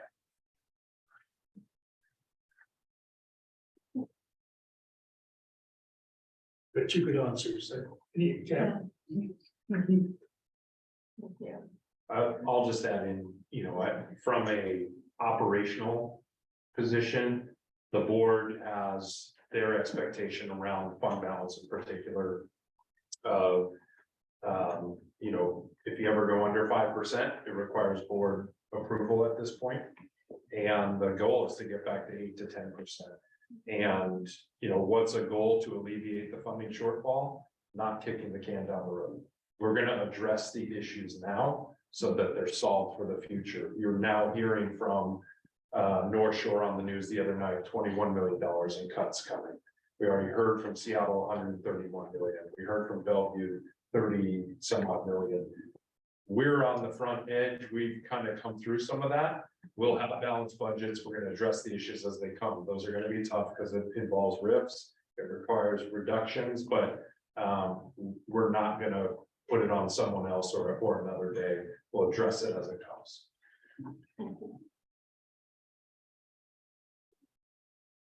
The third question. How do you view the role of PTA within the district? What are the areas of common interest that you see between the school board and the PTA? Any recommendations or ideas for increasing our collaboration with each other? So I think the most frustrating part of being on the board is that we hesitate to do, right? And, you know, I mean, it's, no one wants to have an undue influence. You know, we still, I think most, if not all of us volunteer, you know, with our kids staff, right? Which is certainly appropriate, but, you know, there's a lot of things where the board has to take a step back. You know, PTA does everything, right? You guys do so much of the programming for kids, everything outside of the classroom, or lots of things in the classroom. You know, so our functions are really different. Makes me crazy sometimes, but it's important. I mean, it's a line that I think is really important. So, you know, I think communicating, I think, working like the advocacy team, working together and finding the things that support. We all want the same thing. We want our kids to have every opportunity they can and need and want, right? So, you know, if we just find our similarities and work together in advocacy and, you know, fundraising and meeting the needs of our students, we're communicating when we feel like there might, both ways, when we feel like there might be a miss, or, you know, something that we can do more, you know, those are all really important things. I think we have a lot of the structures in place. I think we're all open to new ideas if there's, you know, ideas of other structures, but you know, we don't do the hands-on like planning a program thing. It's just not the place to do it. So. So I would suggest that I think two areas in particular where there might be some opportunity for greater like overlap is where it comes to policy for technology like cell phones. As well as like potentially any updates to bullying. And I take those two because like those are behaviors, right, that are significant, but you know, they take place both in the classroom and you know, outside the classroom at home. And so I think it's sort of like natural that like the PTA might have some, in some ways, like, you know, the best visibility and voice as a community of what direction, you know, if any, in terms of like at a policy level that we might change. Like I know like Bainbridge Island, for instance, I think has like a cell phone policy. We don't currently, at least I'm aware, at a board level. I think there could be updates there. And I think that's something that like PTA is uniquely well situated to give input and to help shape. Yeah, I think, you know, when Deborah talked about we have different scope of work and we have having the boundaries really important and we have the structure in place. But I also would say that these are structure in place that we put upon ourselves. There's nothing to say, and what I'm hearing you, Kathy, is like, how do we fundamentally think about how we operate differently, right? So I really love what Dan said about how does the PTA think more about, you know, sometimes I kind of wait until people tell me, like, hey, what are your concerns? So I have to kind of hear people tell me their concerns before I can elevate it up, right? So it'd be really nice if you say, hey, this is what I really want, and or formulate that, get a group of folks together, and then bring us, it's kind of like all your elected officials to champion the cause for you. Then we can bring it, versus kind of just bring up a concern and then it needs to become me. Right, but if I have 10, 20, 30 people who did something that I can just, so that I think would be very effective for using policy. But I also, there's nothing to say that we can't change the culture of how we've been operating within how, but to make sure that we do our roles and function without undue influence, right? But then I also think of the whole undue influence is also a tradition, like a culture that I walk into, and then I get like hesitant. Right, because my style will be like, hey, what's your need? You know, let me know. And then I walk into maybe a culture that was kind of like, this is what we do, this is what you do. So I don't know. I mean, as a board, I think you should push in kind of thinking of how can we better collaborate together. But you are, we're elected by the community, so we're your community voice, but I feel like the PTA is another level into the Weasley community, really understanding, you know, where everything was, is happening. So before I was part of this, I thought, you know, my kids are in sports, so I thought the coaches ran Mercer Island. I'm like, oh my gosh, the coaches do everything, they're everywhere. And then when I got into the schools and do this, I'm like, oh my gosh, I'm wrong, it's a PTA, right? That runs Mercer Island, right? And so, but sometimes you do so much, but then maybe you haven't utilized us to amplify, you know, and to codify a lot of your concerns into our policies, right? And so that's. And I think there's, you know, the part of the struggle with this is that, you know, when people ask us questions, this is why I hate campaigning. It's like, well, what are you gonna do about this? It's like, well, that's not really the board's role, like, you know, to trying to explain, we really do policy and you guys really do, you know, stuff and important stuff, way more important than policy. And, you know, people really, like, most of their concerns are about the stuff. They're not about policy. So, I mean, I think in terms of, I mean, I was gonna say the same thing, like, when I have concerns about stuff or, you know, even how a policy is gonna impact, I mean, I go to our PTA leaders. And so, you know, it's just continuing to have that dialogue and then, you know, I mean, I know you guys, well, council meets with Fred on a regular basis, and it, you know, it's the same thing when we as either individuals or small groups meet with him, it's sharing what we're hearing in the community, you know, here are the concerns people are having, and I know you guys do the same thing. So, you know, it's just, it's, you know, yeah, that, it's tough. Balance. Actually, But- talking, actually, that makes me think of another explicit example. For example, let's say, you know, you have 5 board members, and hopefully one of us represent your perspectives and, you know, cultural and lived experience. But let's say, you know, there isn't anybody, right? And then so on a daily basis, as we're viewing things, we might not represent your views. So the PTAs, it'd be really powerful. For example, if you're on the ground level and you're seeing that, hey, there really needs to be more diversity of staff or more diversity of teachers, and you know explicitly how important that is. But if we're not here to kind of push that as a policy valuing diversity and not holding the superintendent of the district accountable in the benchmark, right? Then you lose all that. You're dependent on these 5 individuals. But if the PTAs got together and really push it up to say, hey, this is our concerns, our need, and we want to see this, then the board members, you know, should, you know, respond to the community's need and bring it up, even if they are not really, right? Kind of there. So that's kind of, I think, important to have representation here. But even if you don't have representation here, you still can make sure that you're bringing up your concern. So that would be that in the practice, right, that will place out to the issues that you're seeing. And I see sometimes there's a little disconnect and kind of bring it through us so that we can change some policies so that it will impact the practice.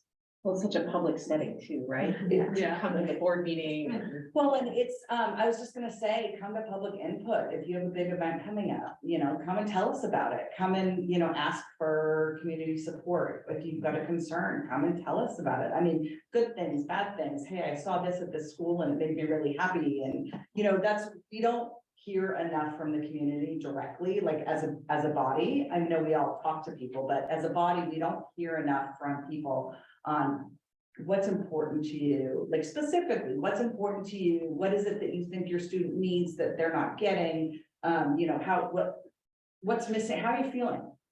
Tell us. I think another thing to consider also is, Fred is the expert on what happens on a day-to-day basis in the schools. And has a lot of control over making things happen. I mean, I'm sure you go to Fred for a huge number of things. And it's not, in some ways, it's not really the board's place to take over Fred's job. That would be chaos in so many ways. But, you know, look at the levies. We've got about $20 million in funds each year between a capital projects levy and our local levy. I mean, that's, Pete, how does a PTA think about how we should be structuring our schools? Do we think about kids going to college? What futures do we envision for our kids? That leads to what courses we have above and beyond the state standards. The fields of investments in the athletics fields, the band program, the drama program, robotics program, that's all feedback from the PTA. And those are direct asks that end up going on. We've also got a whole team right now looking at a long-range facilities plan again. That's again a direct influence from PTA onto the board as to how we evolve and grow our schools. And as you think about our schools, what does the future of schooling look like? Do we have theaters? Do we have science? What types of programs are we readying our schools for? Huge influence from PTA onto us. And I'll say even our diversity, our bullying, our fundamental 5, I mean, that came from our input from the PTAs, from our schools as to what's happening. The diversity of our schools are increasing. How do we as a district embrace that, make it throughout our system, whether it's our staff, our curriculum, the mix of our board, all that came from PTA. If you remember the initial diversity group under Gary Planner was PTA members who helped us start it and continued it. So many ways to influence. I think as Deborah had said, these are longer range things. If you need something done yesterday, I mean, Fred's your person, but if there are longer range issues like this, we have a lot of influence onto advocacy, legislative advocacy, levies, bonds. We've got a new, we'll have a new bond coming up, by 2029. I think before that, we'll have a local levy of sorts for our EP&O levy. So huge opportunities to think about what we should be doing as a school district. Technology levy and how does technology change? Again, that levy will be coming up in 4 or 5 years now. So huge number of places where day to day and the board really connect on those type of things. And again, start early because that's how it takes a while to get a new theater built or repair our theater or get a new field or get electric buses. Takes some time.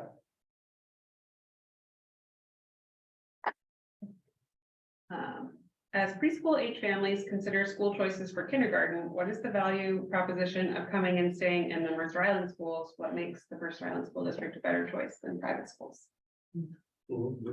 I've been actually having this conversation with a lot of folks. My sister, her kids are in the private school, St. Monica. And so we've been just talking a lot about this. And I think for private schools are always good options, depending people have different philosophy and different needs, right? But if your kids, specifically are on the edge of they really need a lot of accelerated learning or they need a lot of more support. I think I'm just thinking individually as an educator,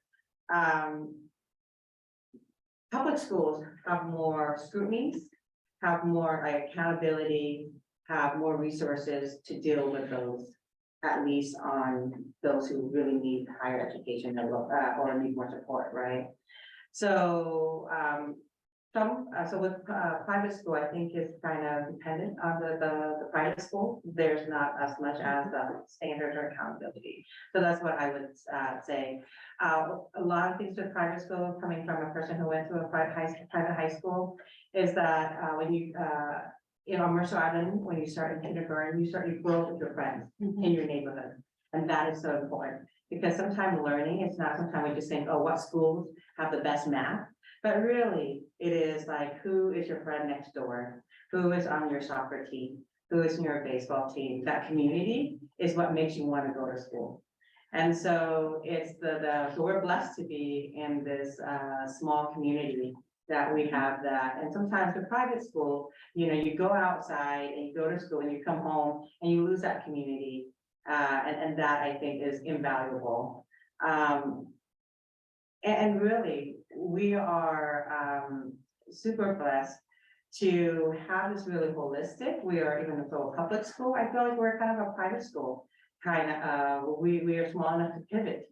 And I think under the leadership of Dr. Rundle, we are really going toward that direction of like, how can we be just as competitive? And I think we are already, but sometimes it's just like people don't understand the values, and that what you're asking is so valuable to be able to articulate a message to people that we are offering really high quality education, right? And so it's all those kind of things why I think it is a better option to go to, not all public school, but definitely Mercer Island public school. But just kind of seeing the kids that they went to school with their kindergarten friends, right, when they're in 8th grade, and that bond is really irreplaceable. So I would encourage all the people who live on Mercer Island to think about that, in addition to all the great offering that we have. But ultimately, we have a system of accountability that may or may not be there with some private schools. Yeah, I was gonna just build on what Tam said. I think the community in our island, I mean, for everyone who lives here, obviously recognizes it as unique, and to be able to go to a school district where you're surrounded by those that live around you. I mean, we're very, very fortunate to be able to call, I think, all of this Mercer Island home. In many ways, it seems like a Norman Rockwell painting in the best sense, right? Like in terms of like kids being able to go downtown. And I feel like though, to bike downtown or walk or the south end from the middle school, and that's unique and doesn't exist many places. And then, when you wed that, to the top school district in the state, there's definitely things we can do better. And I think we have, we're holding ourselves to a high standard, always looking for ways that we can improve. But yeah, I think that Tam said, like, community is very unique. Andrew or Asha, you're both kindergarten all the way through students. Do you have a perspective on it? I would just say, I feel like there's no other place where you can feel so connected with the community and feel like students, when they say go MI, they really mean it. And I think when you sing your fight song on the bus home, it's because you've grown up with these kids for so long, and like, your best friend, whoever it will be no longer than a 10-minute drive. And I do play soccer off the island, and I know kids in private school, and I don't see that same type of pride or connection. And I also just don't see that type of like, they have to drive 30 minutes to see their friends. And it's like, we are so close, and it's such a good education. It seems like an easy choice when it's such a good school, and private school is so expensive also.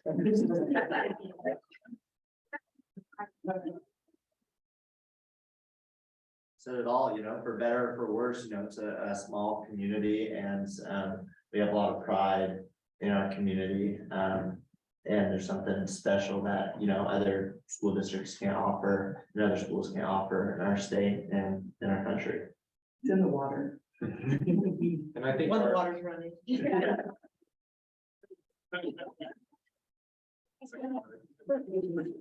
the city manager today.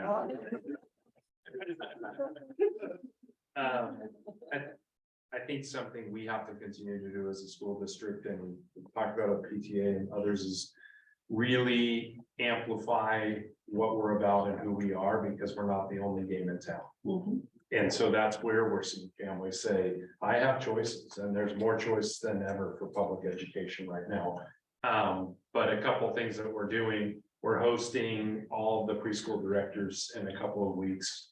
We're doing training with them around letters, which is what we use for our early literacy. And so we're going to try to also start shifting services from our preschool at Northwood into the preschools on the island, so that students can also be in their preschools, get services from us, and then come into the school district, and you don't have to go to this preschool. So I hope that it's not just about, I have this choice, but it becomes back to, this is the obvious choice, because I see that connectivity. That's on us, we have to own that and we have to do a better job, but I hope that our families start to see that. We're making those concerted efforts and the things that we're doing really well. Are making a difference for all of our students as we go through. And I think just building on it, I mean, I think Fred, last year, like, put together an amazing presentation, sort of tracking down where all the school age students in the island go to school. And I think that was like the first step. The second step is better understanding why students who live on Mercer Island but choose to go to private school do so. I mean, there's certain people that are interested in religious education that we can't offer. But if there are aspects, and I think it's something that is still in the future, I think we haven't done a deep dive yet of what perhaps is attractive, that is implementable, that is practical for us to do in our district. And so I think I see it as an opportunity. And just as long as it's pursued, and you know, Fred has kicked that off, and I think we're off, you know, and now it's just a better understanding. Great, thank you. And the circus is tomorrow. Yeah, or Saturday. Or Saturday. Saturday, yes, circus is Saturday. Okay, how does the school board support the hiring and retention of more diverse staff in the leadership position? And how can the district continue to support a diverse curriculum? And what are the efforts are ongoing to make Mercer Island School District a more desirable workplace for diverse staff? Yeah, it's a great question. Deborah, you've had a good answer, especially in light of issues with RIFs and things like that too, and recent hiring. So, so we have several policies that pertain to all of your questions, and you're gonna have to remind me because there's no way I'm gonna remember all of the different aspects that you asked. But with regard to staff, you know, it's really a big struggle. It's policy, and we get reports every year on our diversity in the workplace and the efforts that our staff goes to recruit and hire and attract diverse staff, and you know, diverse in a very broad definition, right? Like Tam said, you know, students learn best when they see themselves in their staff. We've been putting in a huge effort to do that, and then we, you know, with our RIFs and the policies that or the contracts that we have, it's first in, first or last in, first out. Which then directly undercuts the diversity of what we've been working hard to do. So it's frustrating, it's reality, and you know, it's something that, you know, we can just continue to address. I don't have the answers. Well, I don't have control over the answers. You asked about staff and curriculum. So curriculum, you know, this was with the students. So, you know, it's an ever-changing process. We review curriculum on a regular basis. With regards to, and all of the instructional materials committee, all of the research that they do, there's a section on diversity. So whether it's a math book, they're looking at how diversity is addressed in that text. They're, you know, our English teachers are bringing in, and have been for the last many years now, making sure that there is a wide representation of authors from different backgrounds and different topics. There's,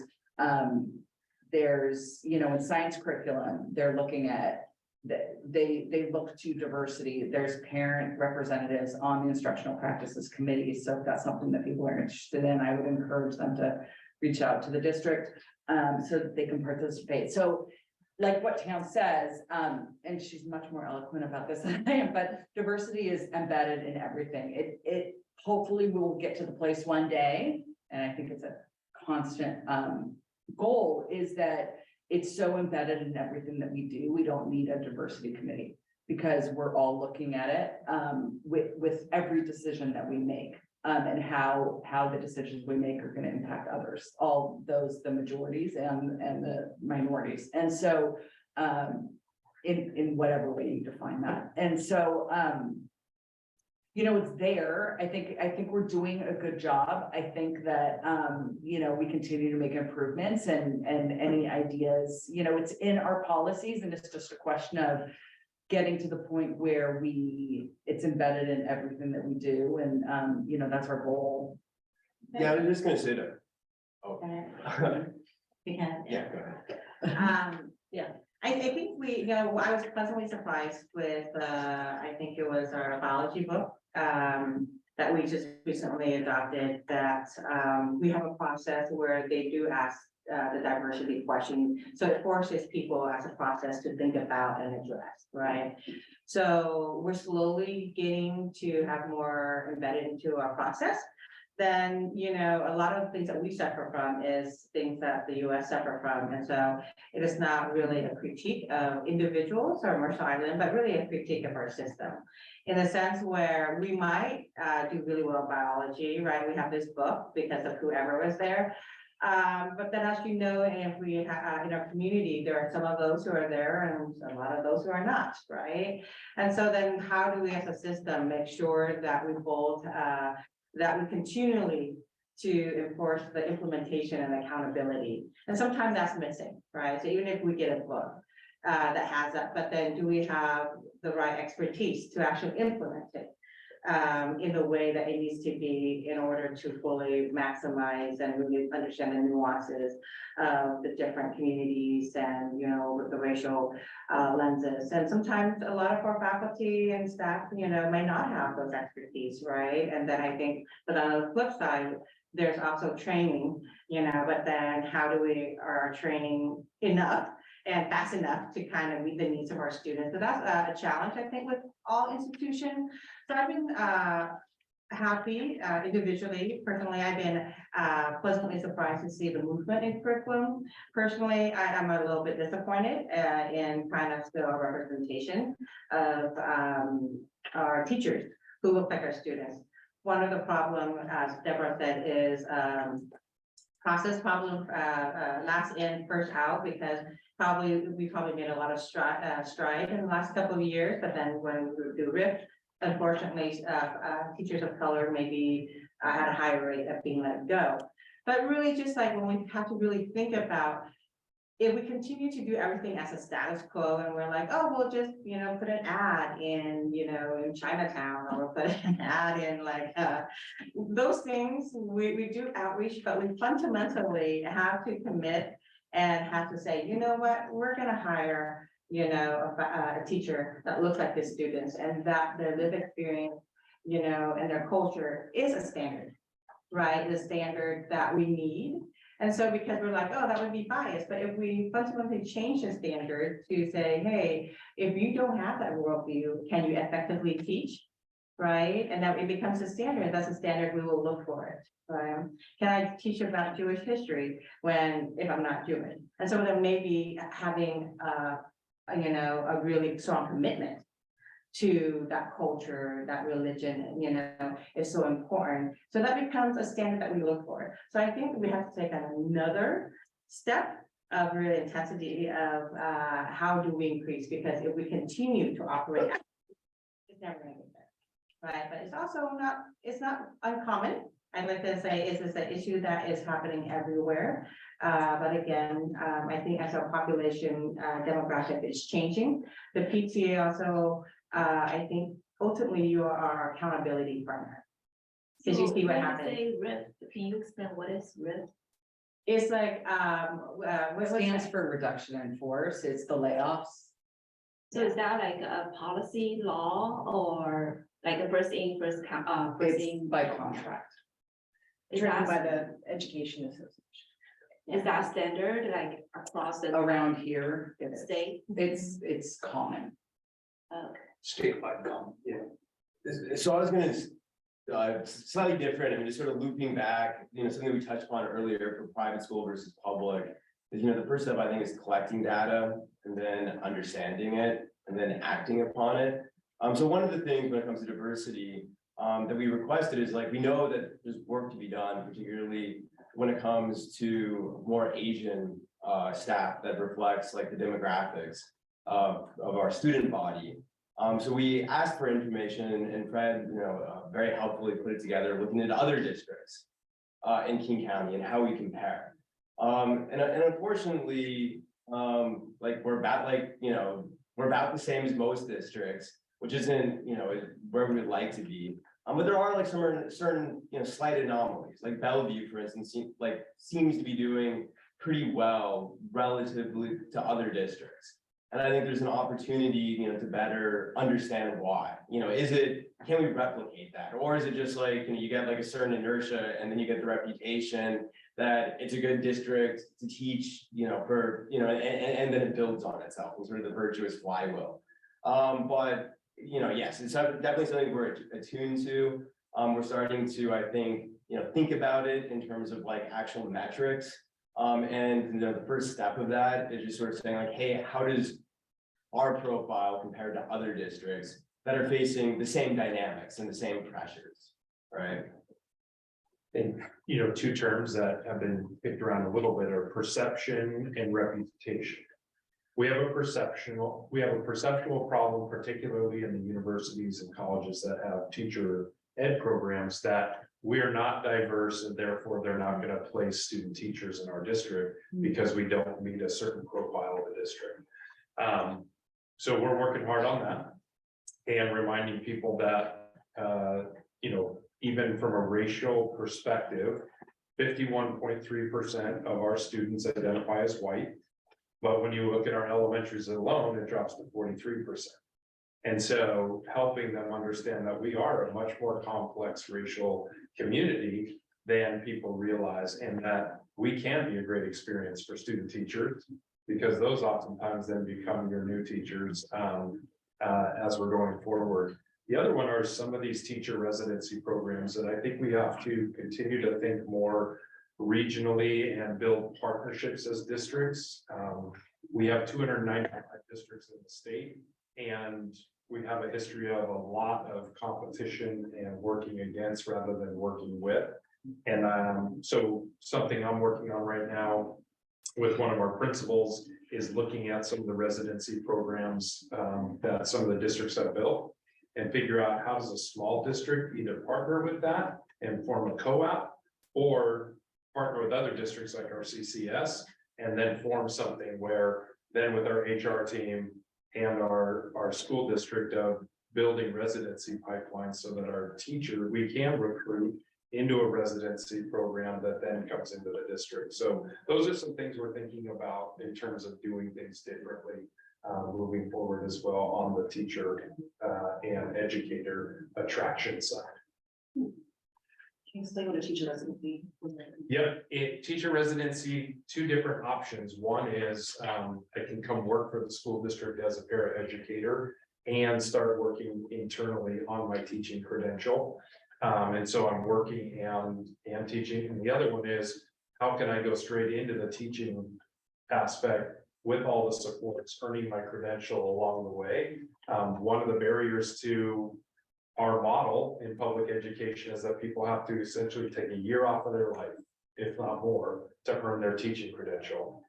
And that is really hard to do for anyone who's looking to make a career change and or even coming out of their undergrad, they have debt.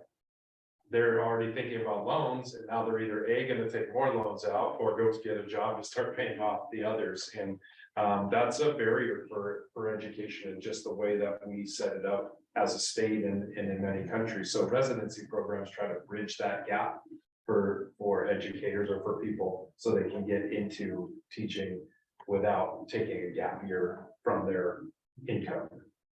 And something I've also heard you mention in council meetings is just also having Mercer Island be a district that is worthy of diverse staff coming here. So are there things that we as PTA can do to support that effort?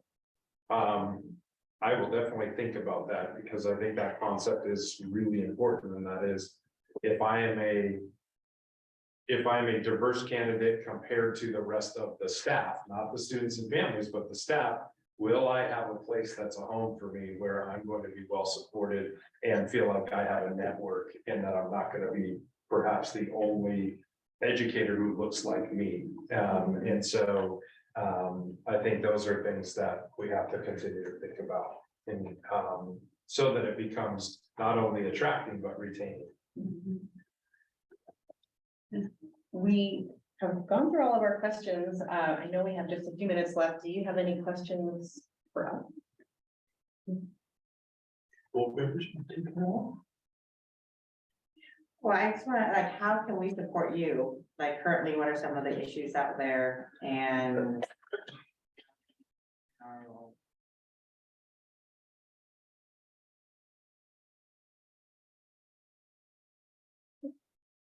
Are there programs or, at a high level, programs or activities or, efforts that we should be doing as a school district that we are not? You know, we've talked about driving enrollment, we've talked about making Mercer Island a beacon in certain areas, whether it's band or STEM or who knows. Are there other programs that we as a board should be influencing and creating a dialogue? You know, something that was mentioned earlier is that in putting forth levies or supporting programs like band or robotics, those are often driven by grassroots community efforts where there's a lot of support, whether it be volunteer or financial. How do you strike the balance for identifying programs that might not have as much support, or it's kind of a chicken and the egg, right? Because you need to have a great program that parents want to buy into and support versus, you know, creating it and then the people will come, right? So I guess it's more of a philosophical question. Yeah, I mean, so like, I mean, I've been thinking about this. So like, there's a lot of focus on career and college readiness courses. And, you know, something that strikes me, I like boats. Like we live on an island in a lake.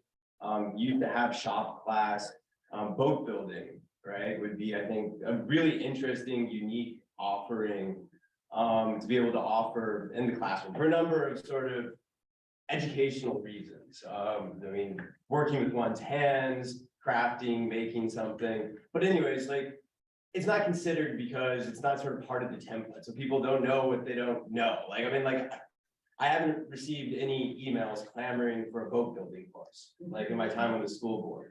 Maybe if we offered it and people signed up, like, you know, they would. I mean, it's like a radio broadcast. I mean, phenomenal program. Like if anything happened to it, and people would know. But for other districts that don't have a program like that, like they don't know what they don't know, right? So for me, I think it's trying to be more systematic about periodic reviews of what other districts, schools are offering that just might not even be on our radar. And you know, that's pragmatic and that we can implement. I also hear what you're saying, I mean, it's kind of like an equity kind of thing.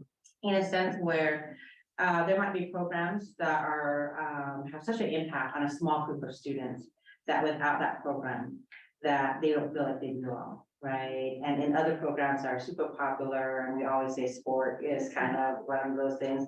But then for the kids who may not be interested in your typical well-funded kind of program, then their lifeline might be this particular program, but then it's hard to raise funds. And so like you said, it has to kind of go to a tipping point in order to be successful.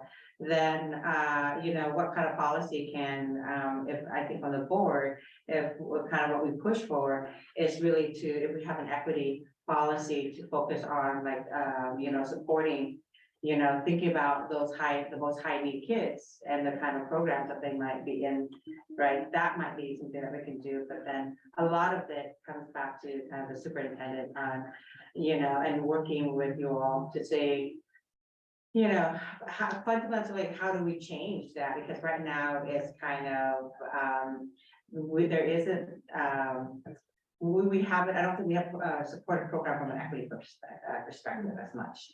Yeah, Right. there's a lot of like, when we were talking to our neighboring school for like, you know, the equity diversity issues or things like that. Other school districts actually have a DEI person, like on in the school district that, you know, because they will ask, who's your DEI person in the school district? And then we say, we don't know, we don't have one. So, and so a lot of the stuff that we are doing, in the other school district, the DI person or that office or that program like is doing a lot of those. So I know like a lot of things you guys are looking like a policy or long-term kind of things. So I would say that's one of the area, maybe if in the future there's some opportunity for a school district DI person or office or something like that, then we can partner together, because there's a lot of things, you know, that needs advocate, you know, like minority group or like small set of students or some of the things that happen, that if we have a, you know, many times we go to Fred directly, like, and it's like pile on like a million things he's doing. But, you know, if there's someone that, you know, on the school district that look at that his job or her job is looking at that, I think that would be maybe more efficient, like.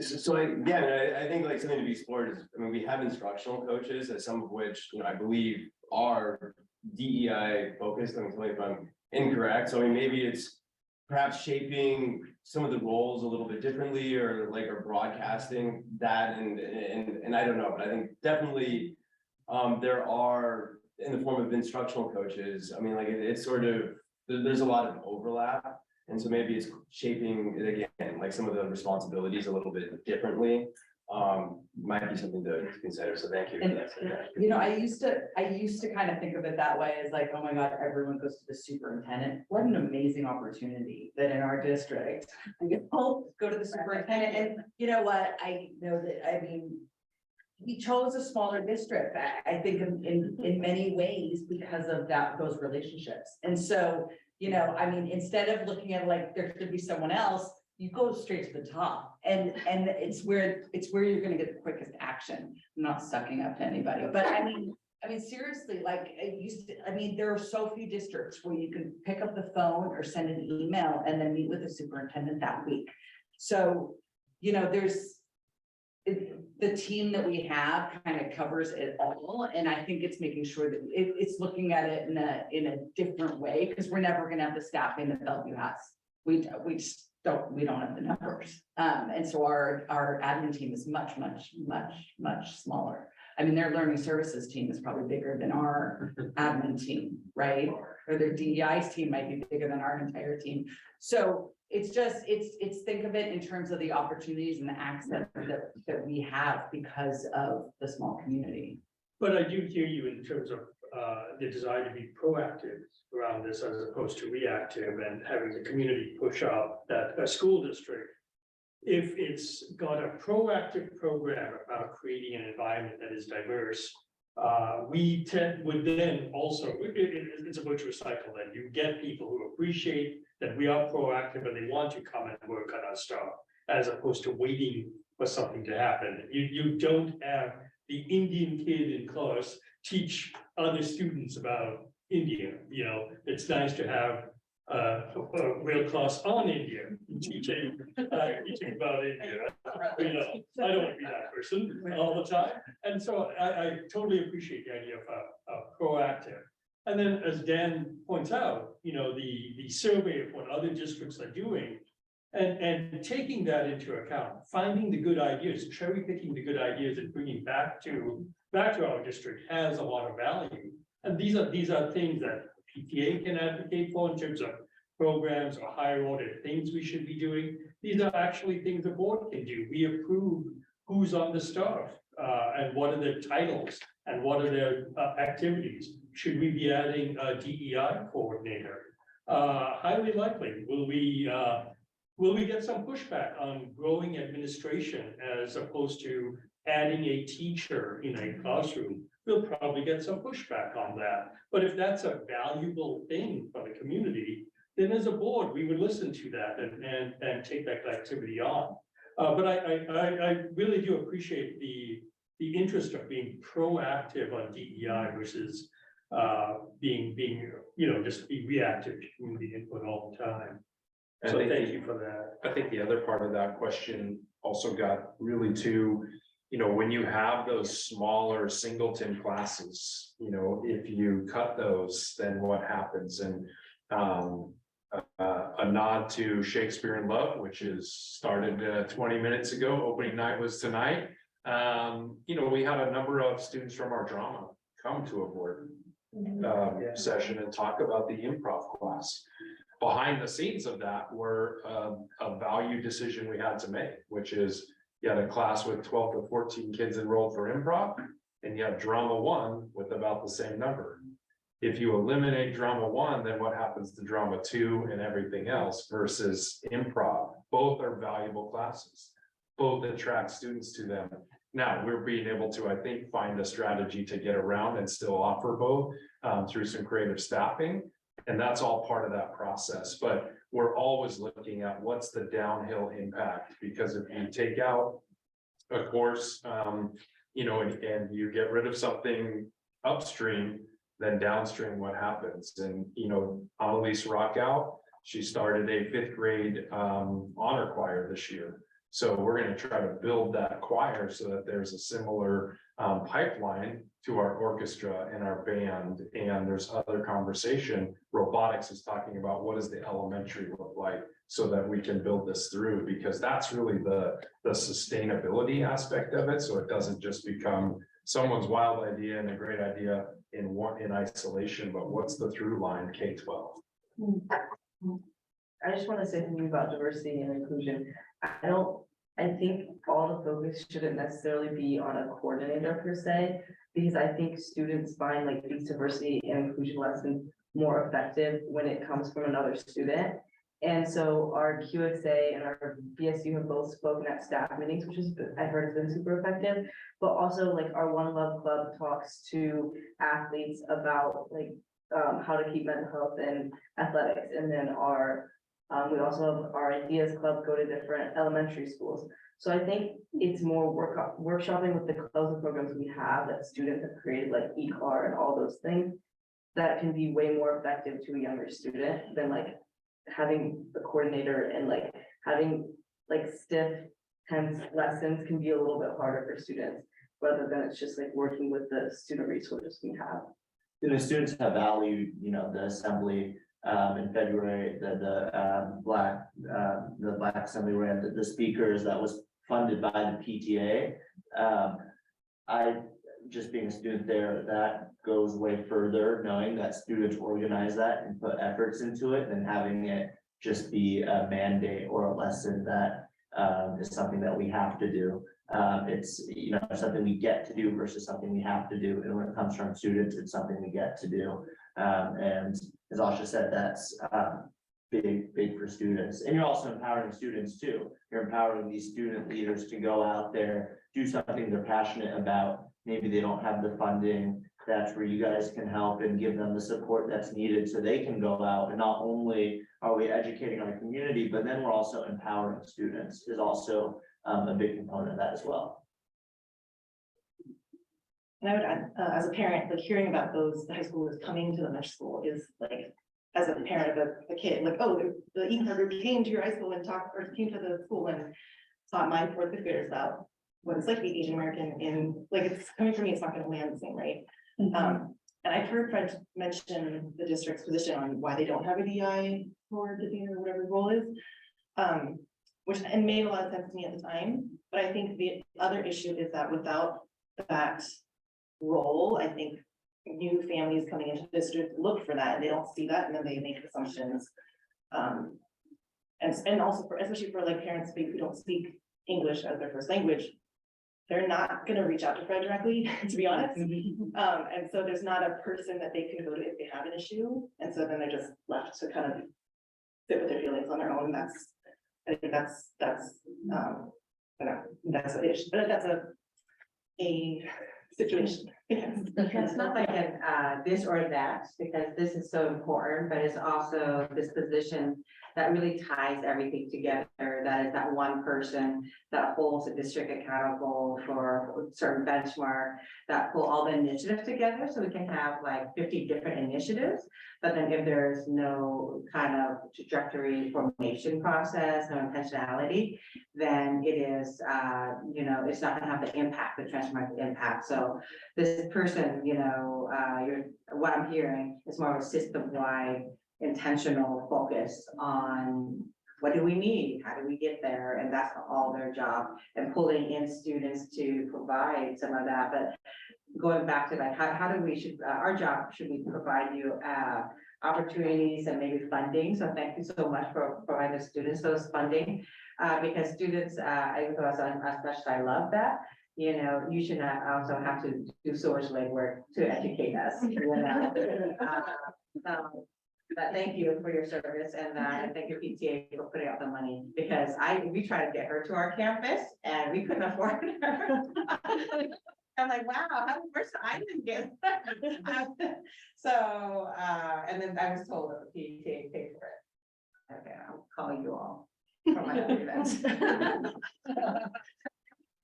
I know. Thank you. That was really a big deal. I just want you all to know.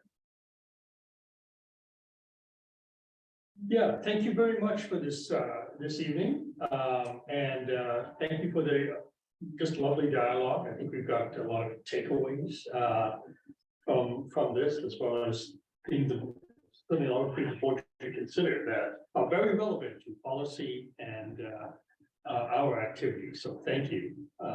And hope to see you in the community and schools again. Thank you. Thank you. So, I guess, with that, I will call this, meeting adjourned. Thank you very much. You know.